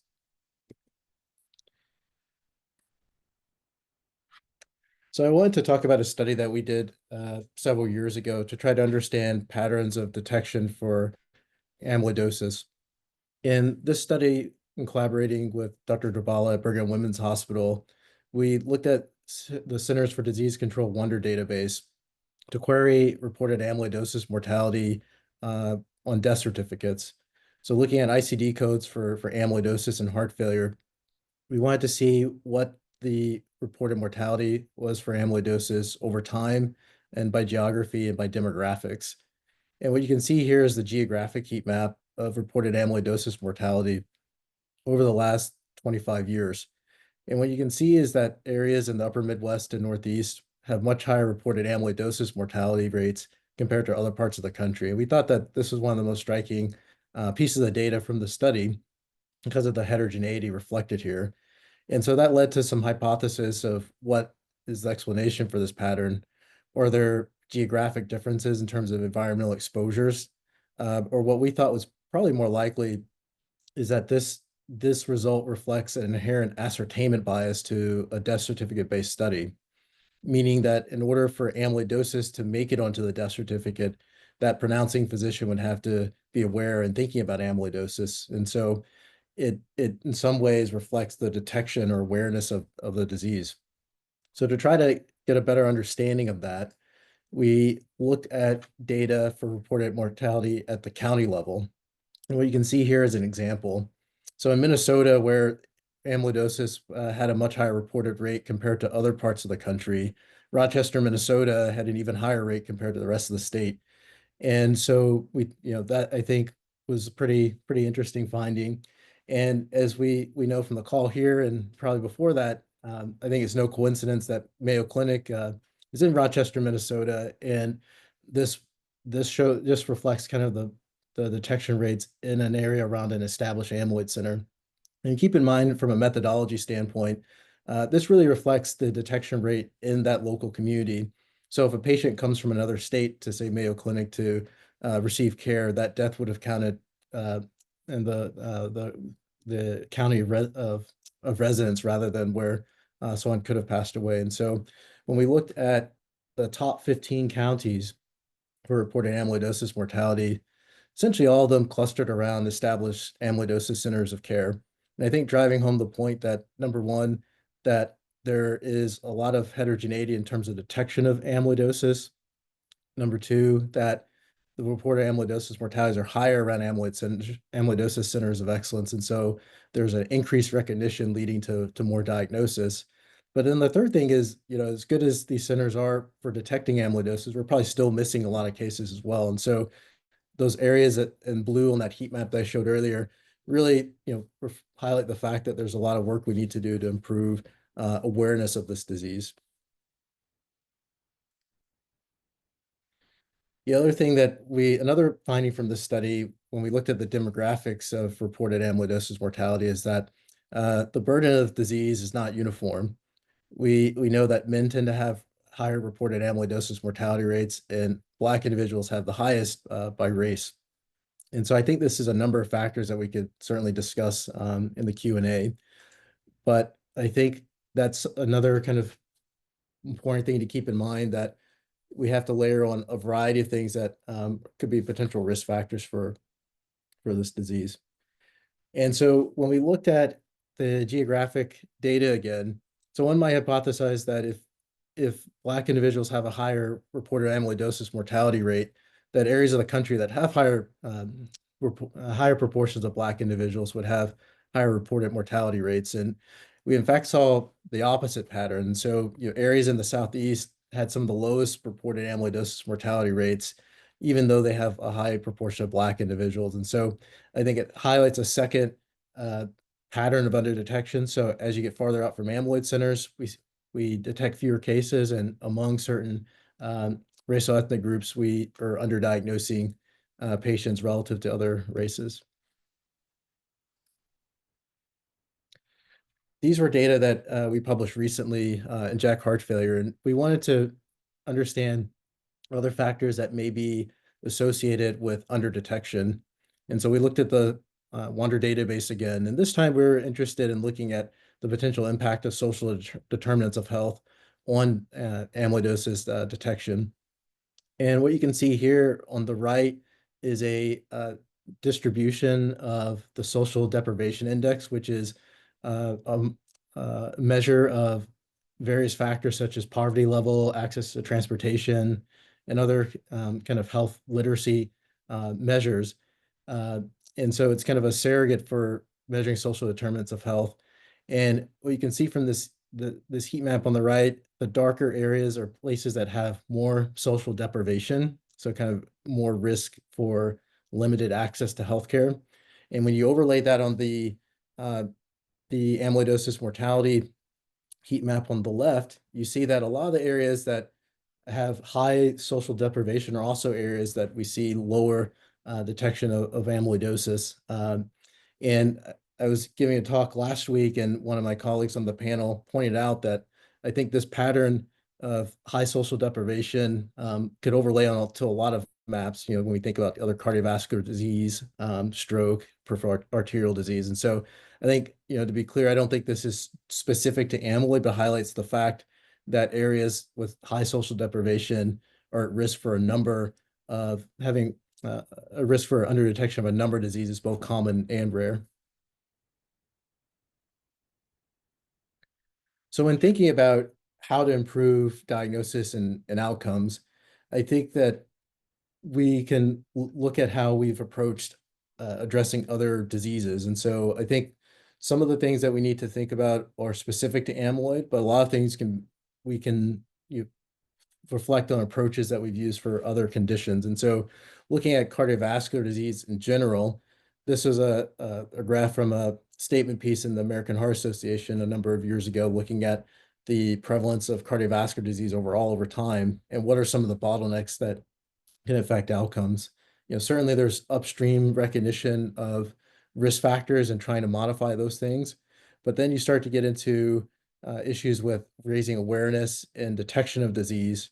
And even after you've diagnosed the disease, getting patients on the appropriate therapies and having access to appropriate therapies are extremely important. So there's kind of a pipeline of attrition that happens along the way from a suspected patient or a patient at risk to getting them onto the appropriate treatments in a timely fashion. And like we heard earlier, early diagnosis and early treatment are instrumental in light chain amyloidosis.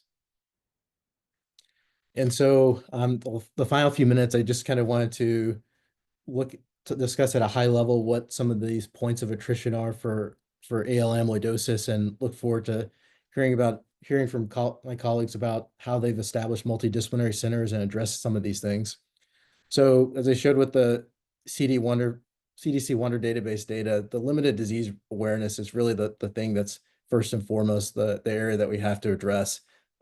Many patients still pass away from this, that as undiagnosed antemortem. And so this is, probably by far the thing that we have to really emphasize when we're thinking about interventions. And I think that the screening and addressing this is not a one size fits all. We have to be cognizant of the variation in access and develop screening and referral pathways that reflect the communities that we're trying to reach.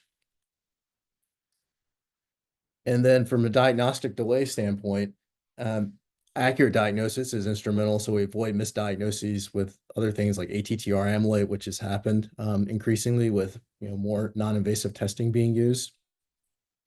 And then finally, treatment access. So access not only to the latest standard of care therapies, so from a cost affordability standpoint, but also access to some of the contemporary clinical trials, which can offer benefits for some of these groups of patients. So just briefly, some of the interventions that could potentially help. I think we've heard earlier that telemedicine could have a key role in this, really connecting patients that live in rural areas or areas distant from amyloid centers, connecting them to places with the expertise, making this screening and diagnosis more automated, particularly as you get away from established amyloid centers, I think would be important.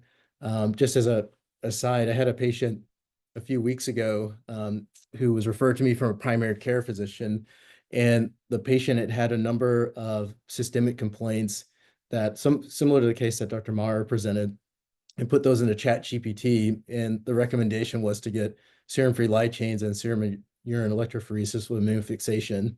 And so the patient asked the primary care physician to order those things, and they were very abnormal with the lambda monoclonal gammopathy, and that was the referral to me. And so, I think that how do we embed things like that into the healthcare system could assist with detecting these cases earlier. And we also need to strengthen the partnerships between these amyloid centers and community practices, so that we take some of the burden off of these practices or seeing a high volume and a high variety of patients, and really kind of meet patients where they are so we can bring them to our centers sooner. From a clinical trial standpoint, I think we have to be mindful of making these trials equitable and acknowledging that patients won't have uniform access to these simply from things that, from a cost and financial issue, taking time off of work, traveling. And so ensuring that we make these trials as accessible to the broadest group of patients as possible is important. So being mindful of visit and test frequency, trying to collect as much remote data as we can, and then ensuring that there's a good budget for compensating patients, for reimbursing patients for their time in the study. And I think that education is also really important because knowledge of clinical trials, there's just like we have a large variation in healthcare literacy, understanding what clinical trials are and their potential benefit. Patients may or may not be as aware of that. And I think having patient involvement in the trial design itself, kind of like what the PROCORI grants do, is something that can also help to make sure we design studies that are looking at clinically meaningful endpoints, but also patient meaningful endpoints. And so I think that they're starting to work in the space of designing clinical trials to improve diversity. And while the focus has been, I think, more on common disease, a lot of those principles can be applied to rare disease trials as well. So in summary, AL amyloidosis is rare, and it has numerous treatment challenges that make it difficult to have a timely diagnosis and treatment. But it's possible, and we definitely need to strive for that in everybody. A lot of the general health disparities that we have in for health and overall are magnified in rare disease. And I think it's going to take multiple approaches to improve AL amyloid outcomes in a diverse population. Great, thank you. Thank you, Dr. Alexander, for this important conversation and your programmatic leadership. For the sake of time, we are going to hold questions until the Q&A portion at the end of this segment. Our final presentation, followed by a panel discussion, focuses on the importance of multidisciplinary involvement for comprehensive patient management and improved outcomes. We welcome Dr. Eugene Brovlowski, Dr. Julie Rosenthal, and Dr. Brett Sperry for our discussion on multidisciplinary care approaches in AL amyloidosis centers. Dr. Eugene Brovlowski is an advanced heart failure and transplant cardiologist specializing in cardiac amyloidosis, heart failure, and mechanical circulatory support at New York Presbyterian Columbia University. Dr. Julie Rosenthal is a cardiologist specializing in advanced heart failure, cardiac transplantation, mechanical circulatory support, amyloidosis, and infiltrative cardiomyopathies at Mayo Clinic, Arizona. Dr. Brett Sperry is a cardiologist and assistant professor at University of Missouri, Kansas City, specializing in advanced heart failure and cardiac transplantation at St. Luke's Kansas City Hospital. Each of our esteemed colleagues have been instrumental in developing amyloidosis programs within their institutions, honing a multidisciplinary approach and expanding specialized care for amyloidosis patients. Welcome to you all. Dr. Rosenthal will be starting things off for us. Dr. Rosenthal, the floor is yours. Thank you. Good afternoon, everyone. It's truly a pleasure to join you virtually at this National Amyloidosis Forum. This illustration by my colleague highlights the importance of both partnership and collaboration, not only within your own institution, but outside your institution when it comes to making an amyloid center of excellence.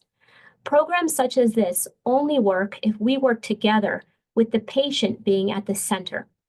In some ways, you can think of this as a hub and spoke model, where the amyloid center is the hub, and it once again requires both internal and external referrals to execute both the best diagnostic as well as therapeutic plan to lead to the ultimate success for our patients. Centers such as this provide access to a multidisciplinary care team. And you might ask, why is this important? Through this care team, our patients have access to advanced diagnostics, such as cardiac biopsy or special imaging techniques, access to therapeutics, as well as clinical trials and basic research. Teams such as this provide opportunities for quality improvement regarding delivery of care and outcomes. Advancements in education directed not only towards our colleagues in the community, as well as patients, innovation and research, as well as participation in both philanthropic organizations, such as those who are part of this webinar today, and of course, our scientific community. This afternoon, myself and colleagues will be highlighting three key things. First, identifying the key stakeholders who make up an amyloidosis center of excellence, as well as how to achieve institutional buy-in and how does one grow a center of excellence. To kick things off, I'll start by identifying the stakeholders. And I think this begins by asking the big three W's: why, what, and who. Why do we need a center of amyloidosis expertise? And after all, what is amyloidosis and how can the institution as well as the individuals who make up the institution play a role? And lastly, who is a part of your amyloidosis team? The field of amyloidosis is rapidly evolving and has been galvanized by advancements in disease awareness, thanks to programs such as this one this afternoon, diagnostics, such as the advent of mass spectrometry, which allowed us to differentiate different types of amyloid proteins, such as primary amyloidosis versus transthyretin amyloidosis, as well as biomarkers that like our serum-free light chains, or perhaps our imaging techniques that allow us to make a non-invasive tissue diagnosis of amyloidosis, and of course, disease-targeted therapeutics, which have truly exploded both in primary as well as transthyretin amyloidosis.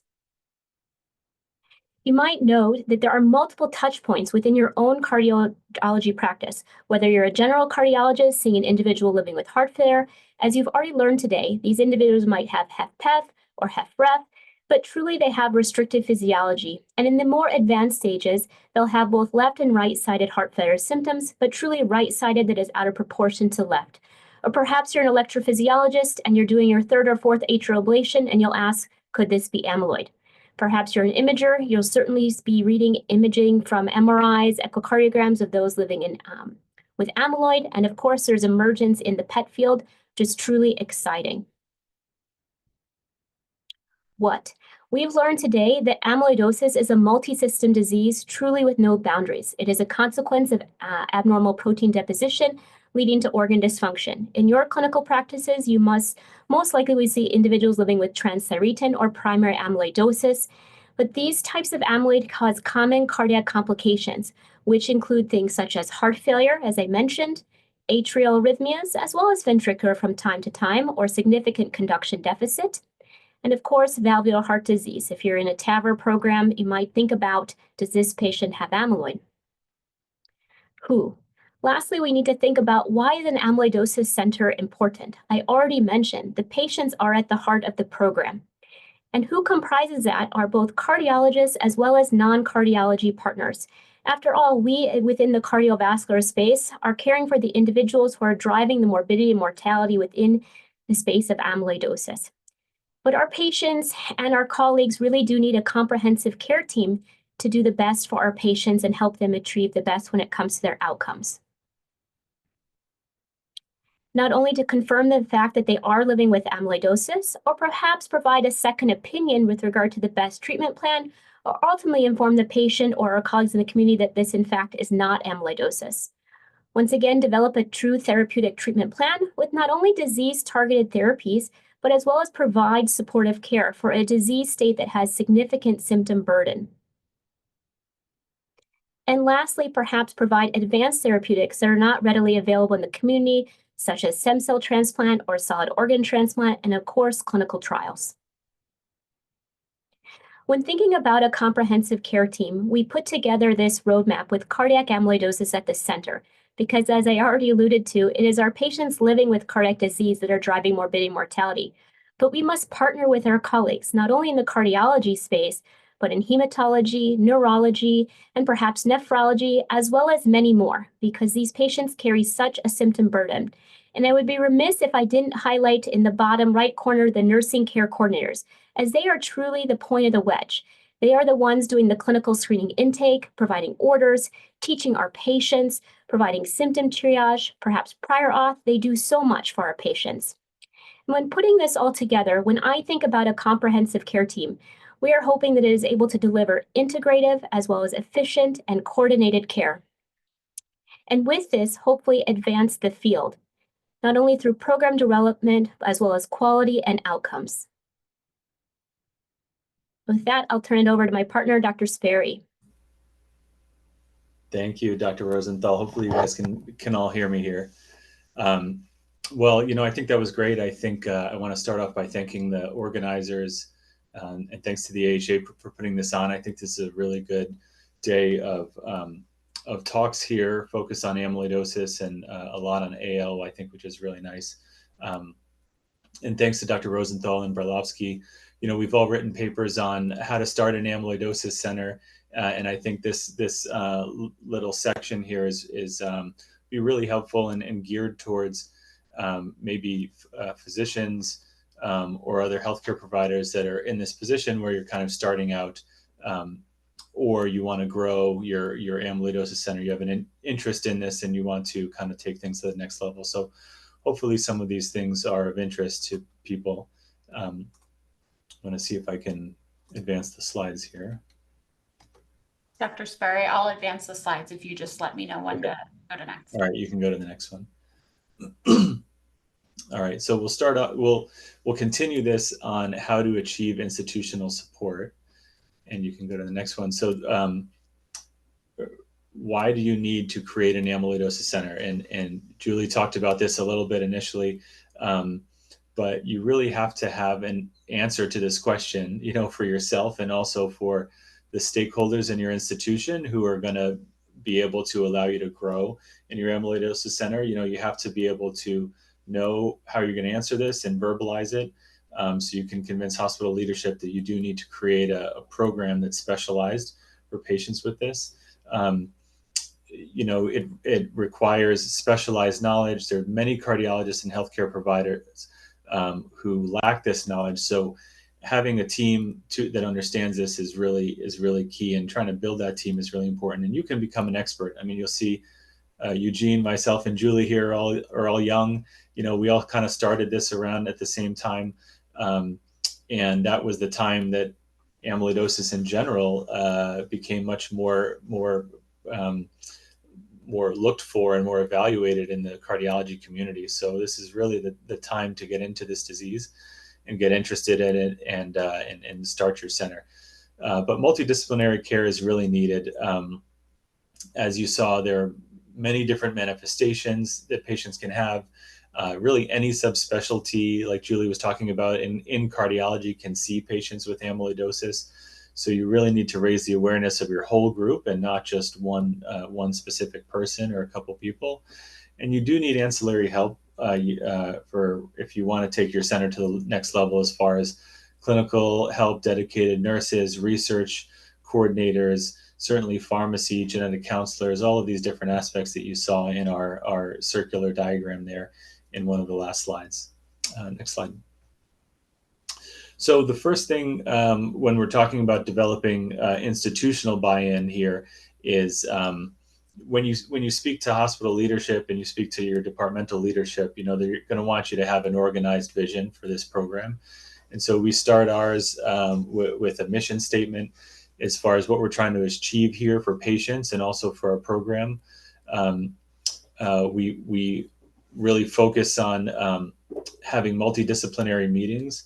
And these are different types of meetings. There can be some working meetings with just you and your intimate team. There could be research meetings, case discussions, and it's different depending upon what institution you're at.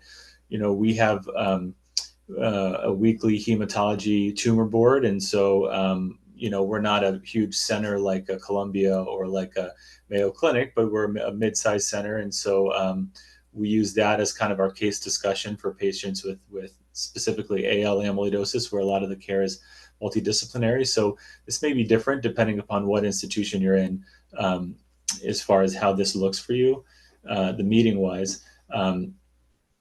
Dedicated amyloid clinic time, I found this very important. You could see patients throughout your general clinic or throughout your heart failure clinic, but having a dedicated time where all you're going to see is amyloid patients in that day or in that half day has been very important. It allows for your amyloid nurse or a nurse who's or an MA who's really focused on this disease with you to be there with you. You're in the same mindset of having these same conversations over and over. It takes a lot of time to see patients with amyloidosis because, and Julie showed that at her center, and the number of phone calls that you get are about double the number of phone calls of a general heart failure patient. So oftentimes slotting these patients, especially new patients who need a lot of education, you need to talk about clinical trials and treatment options and everything. It's hard to slot them in to a shorter appointment. So having a dedicated block of appointments for patients with amyloidosis has been really helpful for us. Administrative time, obviously, we wish that this would just grow on trees, a bunch of administrative time for all of us to do this stuff. But if you build a strategy here to speak to your administrators, then that's something that you should really push for.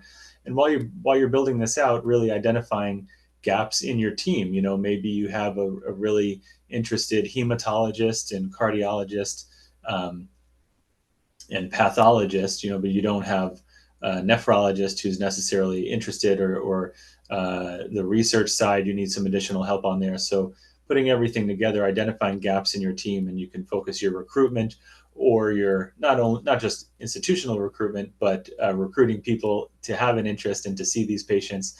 You can help to do that if you identify where the gaps and the stakeholders are. Next slide.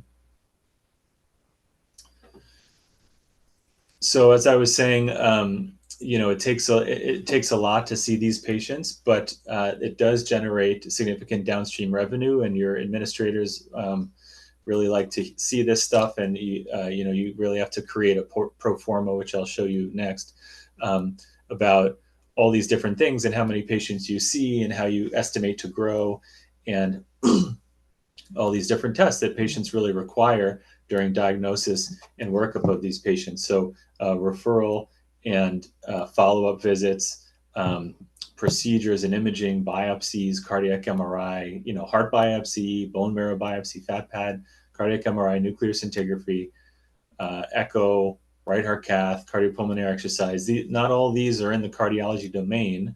So any of this testing will kind of go through other departments in the hospital, but it's important to call this out, that you as an expert are bringing this type of referral that has all these different tests here.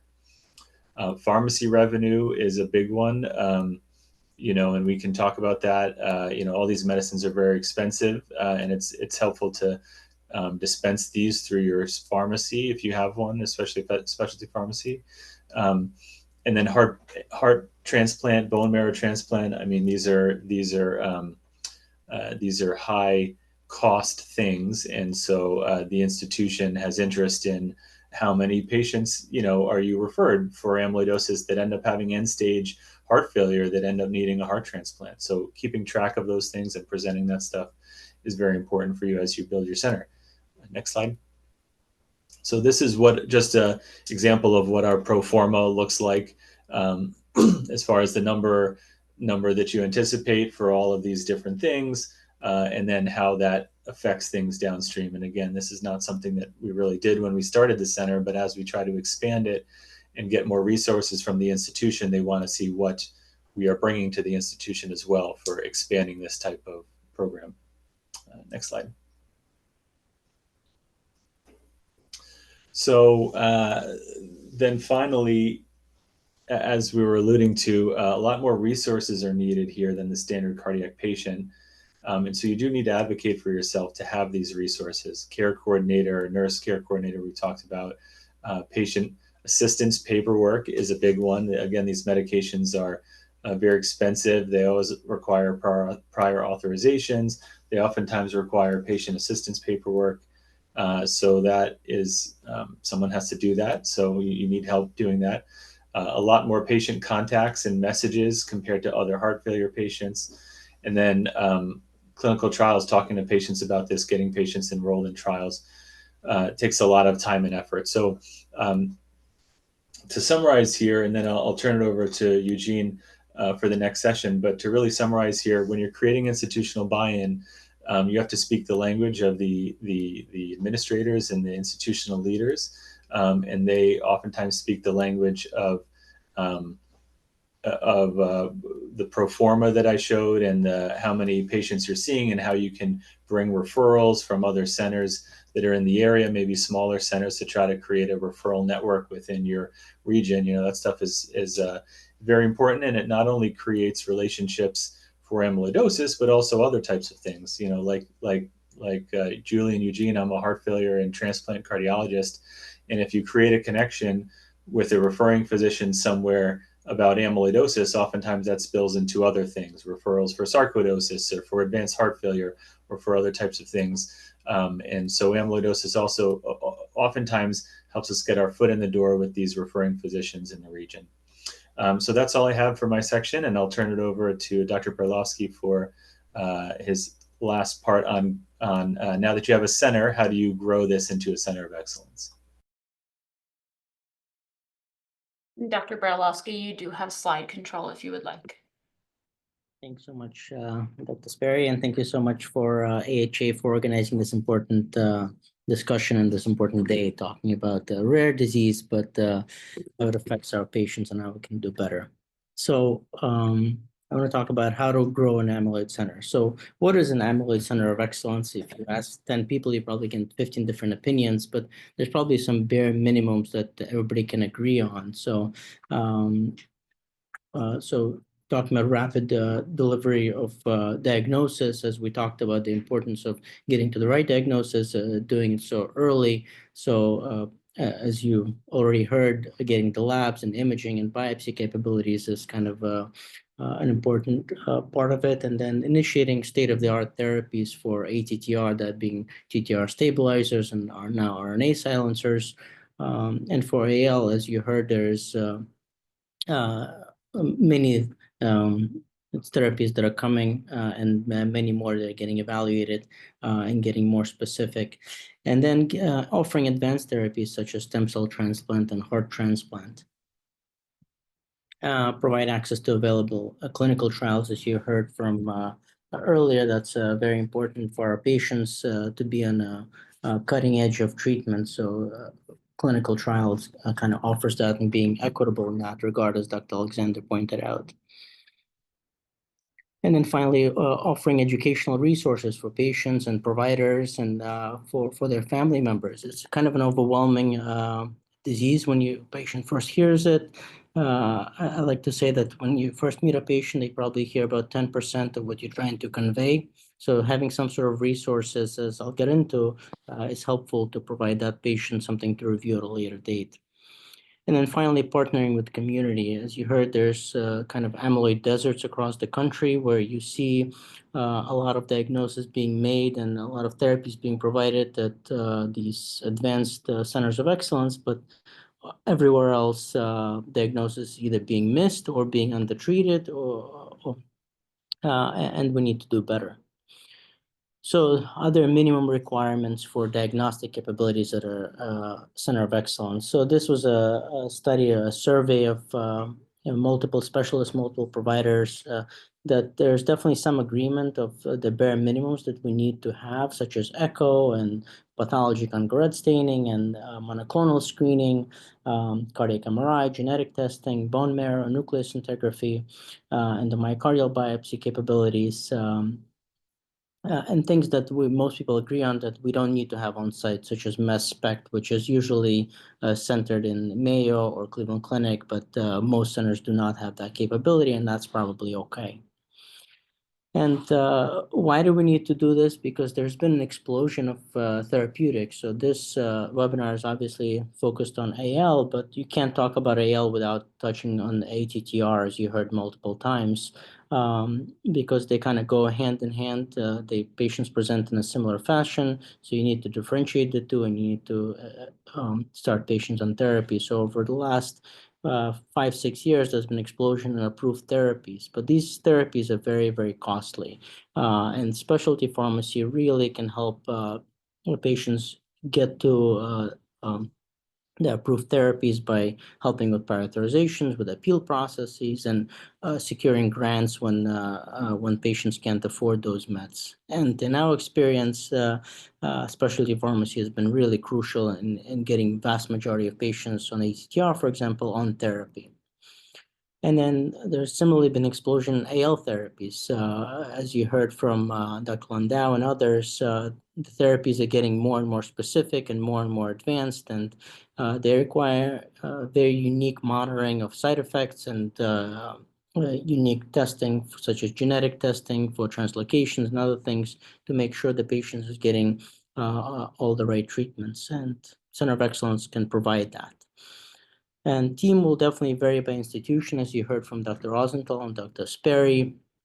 That really depends on who is expert at your center and who you can identify, but not everybody is needed right away. For example, the bare minimum is cardiology, hematology, oncology, and neurology, but others can really weigh in and take the team to the next level. And again, is there a bare minimum to the institutional requirements to designate themselves as center of excellence? Probably. There's, again, an agreement that probably hematology, oncology, neurology, and cardiology are a must. And then the nephrology, pathology, genetic counselor definitely helps elevate it. And specialty pharmacy, like I said, helps a lot with getting these therapies approved. And having advanced care providers like nurse practitioners and other APPs are crucial in making sure the patients are being seen in a timely fashion, making sure that they're getting plugged in with all the subspecialists in a timely fashion as well, and really navigating the system. The nurse practitioners and others can help navigate that with ease. As I mentioned, developing educational resources or having educational resources at your center really changes things for a patient. Was at my prior institution. We developed these for both patients and providers as we raised awareness about the disease. And every talk we gave, we left something behind for the providers to contact us and for them to at least start the process of diagnosis and kind of give them a framework to follow. And similarly for patients, as been pointing out before by Isabel, that you really need to bring this down to at least 8th grade level and relay this kind of information to patient where they can absorb it and break it down and talk to their family members about the disease as well. So these kind of educational resources are really, really helpful. So we had the resources to develop them on site, but for those who don't, it's important to partner with the amyloidosis support group. As Muriel pointed out, they have resources. ARC developed their own resources, and they can be provided to centers at no cost, and they can be very, very helpful. This is from that same paper that I brought up earlier. There's probably different designations that can be used for Amyloid Center of Excellence. It's not all a non-phenomenon. There's probably things you can do at so-called bronze level, at silver level, at gold level, where you can provide higher and higher level of care at different institution levels. This is another way of looking at it, whether you're providing clinical care, providing quality improvement, or research initiatives, so access to other therapies, diagnostic strategies, and then getting more involved in a community level and society level. And you saw this slide earlier, and to break it down even more. So again, as Dr. Alexander pointed out, it's critical to partner with community where a majority of patients lay. Most patients will not make it to a center of excellence. So it's important to partner with community where you can educate people what to look for and identify patients either by AI, like Dr. Lyle pointed out, or by just doing simple screenings and identify systems for expedited referral to amyloidosis clinics and center of excellence. And there should be a feedback loop where you continue to educate and you continue to promote patient referrals and patient follow-up at a local level as well, where patients may not be able to come back to center of excellence on a monthly basis or a quarterly basis, but they can be seen locally. And on a more advanced level, we have amyloidosis clinic. You can provide state-of-the-art therapies where you may have a specialty pharmacy, like I said, that can provide those approvals. And then you can identify patients who may be interested in clinical trials who need referral to a higher level of care center, and then referral patients for advanced therapies such as heart transplant and stem cell transplant. And again, you must partner back and forth between these centers of just partnering centers to amyloidosis clinic, to amyloidosis centers of excellence, and promote that education and communication so we can continue to see patients and continue to provide the best care that we can for our patients. And with that, I want to thank you all and open to any questions. Thank you all for the overview, insights, and suggestions, especially helpful to those attendees building or refining their institutional programs. Following this insightful presentation by Dr. Brolowski, Rosenthal, and Sperry, we are pleased to transition into our panel discussion. To kick things off, I'd like to introduce two additional panelists who bring invaluable clinical experience and patient-centered perspectives to the conversation. First, we are pleased to welcome Naeem Bidaway, a dedicated hematology nurse practitioner at New York Presbyterian Columbia University.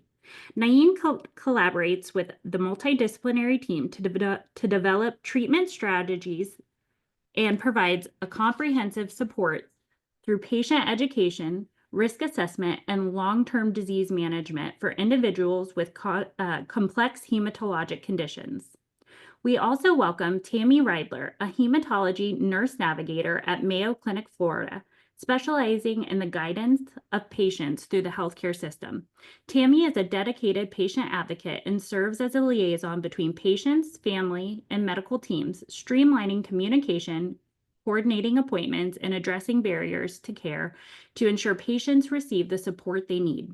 We are grateful to have both of them with us today and look forward to their insights during this discussion. Dr. Moore, welcome back and thank you for moderating. I return the mic your way. Thanks, and I want to congratulate my colleagues. Those were outstanding presentations, and welcome Naeem and Tammy. Maybe we'll start, Naeem, with you. I'm curious if you could comment a little bit further about any tools or strategies that you found most effective in streamlining and coordinating care, especially given the multitude of people that a patient with AL amyloid needs to interact with. Good afternoon, everybody. Yeah, so one thing that I found very helpful in my experience was utilization of like a multidisciplinary team meeting every month, such as a camp meeting, as we refer to it at Columbia. So what will happen is we'll have like a 15-minute discussion about a certain topic in AL amyloidosis, followed by a patient-focused discussion about certain patients that have come across our clinics, and we have followed for such a long period of time, or even newly diagnosed patients. That way, we kind of streamline and kind of focus our resources on what exactly is going on with the patient, how are they being managed, and any new recommendations that are needed. I feel like that has been the most valuable thing that we've provided. It's really also important to try to centralize patients' care into one facility as best as we can. That way, communication amongst different disciplines and physicians are a lot more streamlined and focused, and there's not this huge delay in communication through email or through faxes being sent with notes. I feel like that's always very valuable. And lastly, giving patients that resource of the amyloidosis support groups are also really an important network to provide to them. It's a really vast website that highlights a lot of resources that we see in different states, in New York City, for instance, and we'll highlight annual meetings that we will establish for patients and for providers as well, in order to discuss topics and updates in AL amyloidosis. That's great. And maybe Tammy, we're talking about obviously engaging multiple providers, but how do we or how do you guys work through this balance of being efficient but obviously being thorough at the same time in your processes of scheduling and communication? Is there things that you've seen that work very well? Yes, we have actually developed a triage pool that lives within Epic, and the patients are all routed to me, and I am able to do an extensive chart review, do a patient interview, which also helps to rebuild some of the trust issues that have been lost during their diagnostic journey. And then we also have developed a collaborative scheduling team where we are able to rely on the same team, which cuts down on a lot of miscommunications and helps to direct these patients. And that's also part of my role is sort of the air traffic controller, so to speak. And I'm able to direct them, streamline them to cardiology so that they don't have to see the entire team if we need to. And then also, if we find that a patient is in extreme need, we can break out of our multidisciplinary clinic and have the hematologist see them urgently and address needs that way as well. Yeah, as typical, you guys serve as the glue for most of these activities, so very grateful. Maybe I can turn to our colleagues here who've all started and have very successful amyloid programs, but what about maintaining the program, sustaining it? Are there ongoing challenges with the institution? And how do you continue to get buy-in? I don't know if any of you have thoughts about your experiences at your individual institutions. I can start. I guess think it's important to measure your success or measure what you're doing so you can continually update the leadership and others who are interested in what you're doing, and then what other resources you need. And then you have to kind of figure out what to measure, whether it's new diagnosis, like referral for PYP scanning, is it referrals for advanced therapies like transplant, like Brad pointed out, or is it talking to your specialty pharmacy and figuring out how many meds you prescribed, and they won't necessarily provide you the exact numbers for revenue you're generating or anything like that, but they will provide you the numbers, and then you can continue to ask for support as you grow. At least that's been our experience. Brad or Julie, things to add? Yeah, I mean, I feel the same way. I think, you know, talking to all you guys and hearing what you're all doing is really important for us, and having sessions like this, because, you know, you pick up a little thing that Matt's doing here and that Julie's doing here, and you want to add it into what you're kind of doing, you know. So I think having a community of physicians here that are really engaged and really really interested in kind of pushing the boundaries in this rare disease, and then picking up the things from colleagues like this to kind of add to your center and keep things fresh. You know, some of the stuff that we think about is, how do you screen patients who you may not see immediately? How do you screen through the EMR? Are there AI type tools that can mine your EMR and send you some patients that may have amyloidosis, whether it's hereditary, TTR, or AL, or wild type? Do you start screening patients who are undergoing TAVR or carpal tunnel, and all these kind of early diagnosis type ways?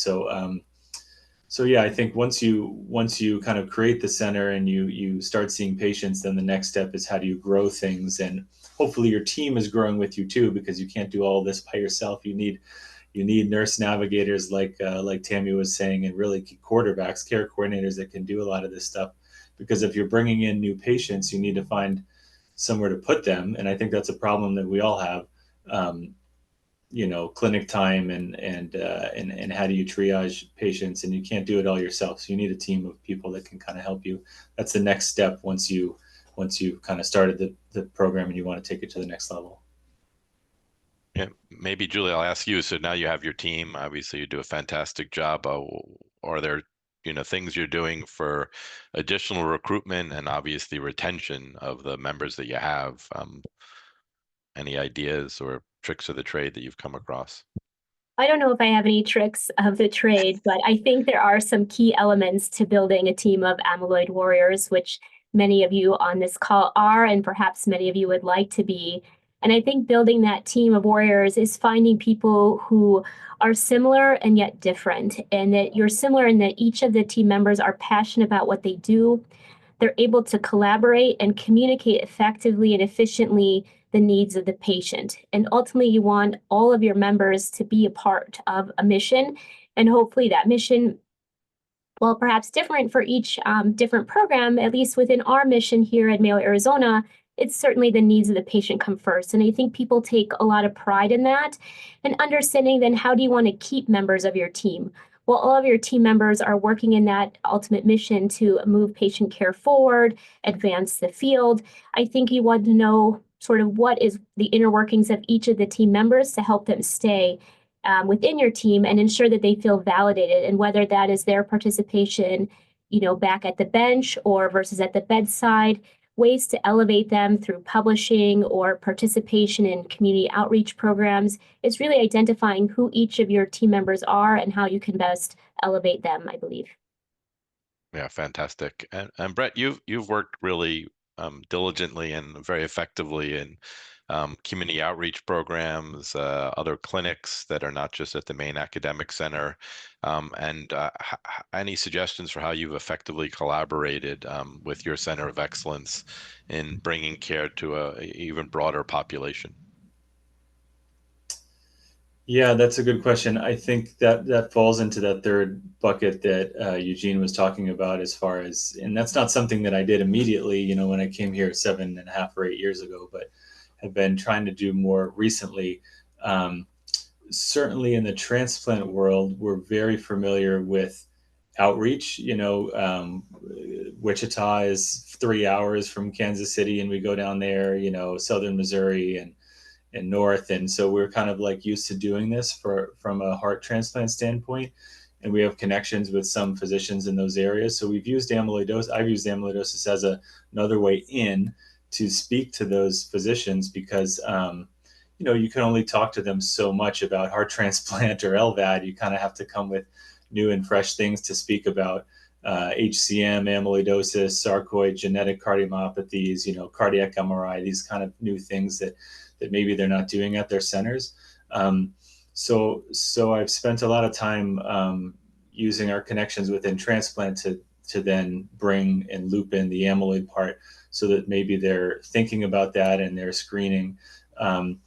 A big thing that we haven't talked much about in this session is once you have these other centers that are screening, they're screening with PYP scans, and there's like a huge problem with the PYP scans and the reading of these, and uncertain readings, grade 1 readings. It's kind of this equivocal read.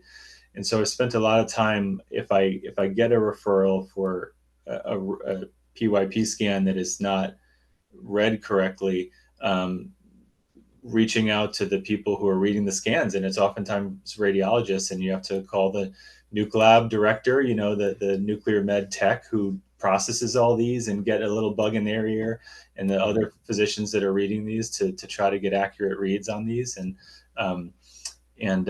we want to empower the people at other centers to look for patients.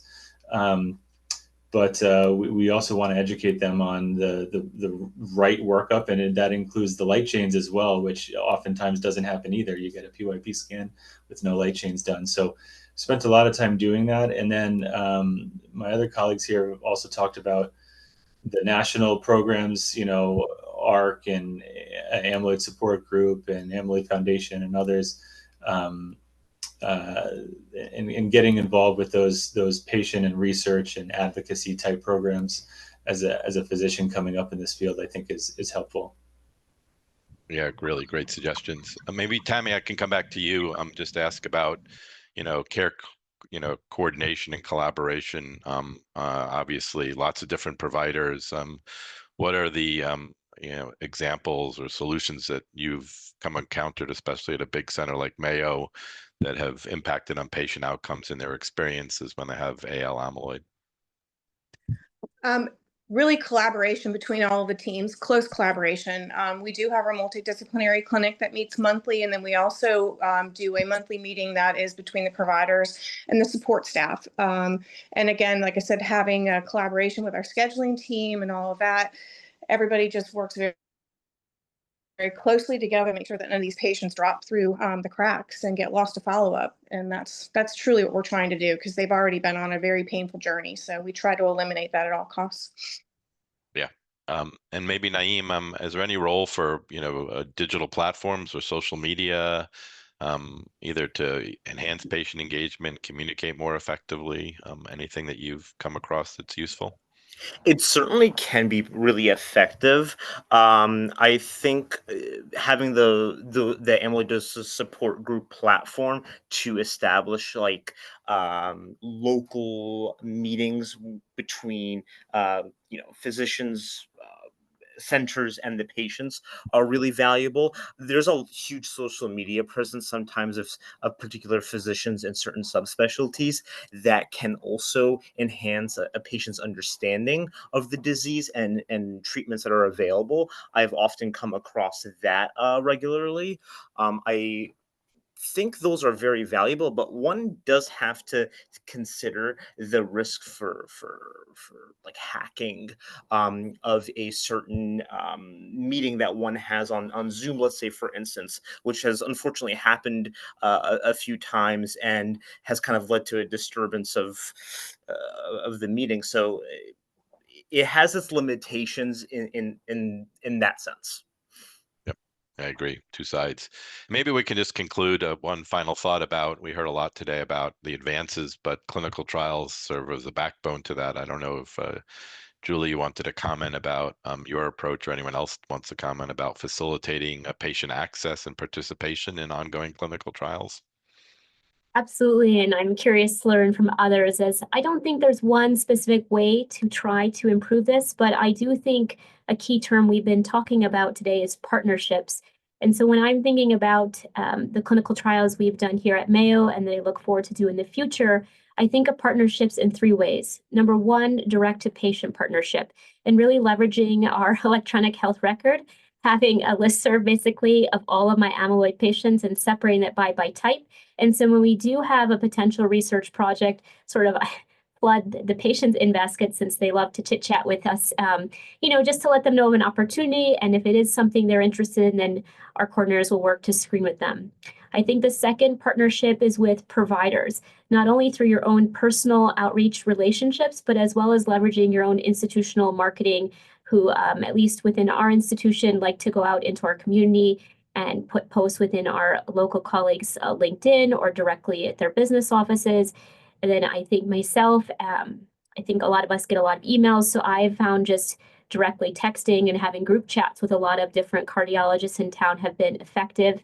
And the third partnership I think has been really invaluable to our patients is the patient advocacy groups, such as ASG and ARC, in terms of patients learning about potential opportunities and then reaching out to providers at different institutions or their friends that they've met through support group to learn about opportunities in their community.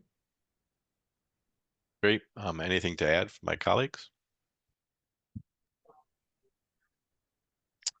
If not, I'll turn it back to our colleagues at the AHA, but I wanted to thank everyone for participation in this session and for all you do for our patients. It's really a fantastic field, lovely people, and even better colleagues, I'd say.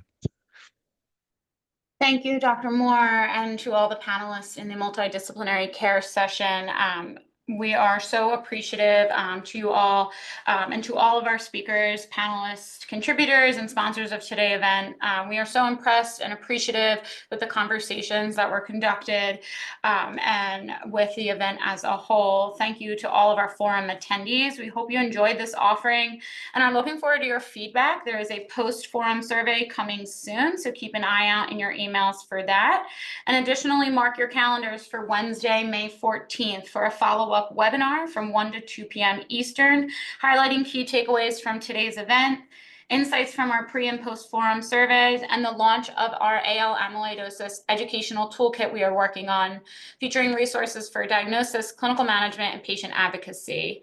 You can scan the QR code here to register for that forum and webinar, and we will put the registration link in the chat as well.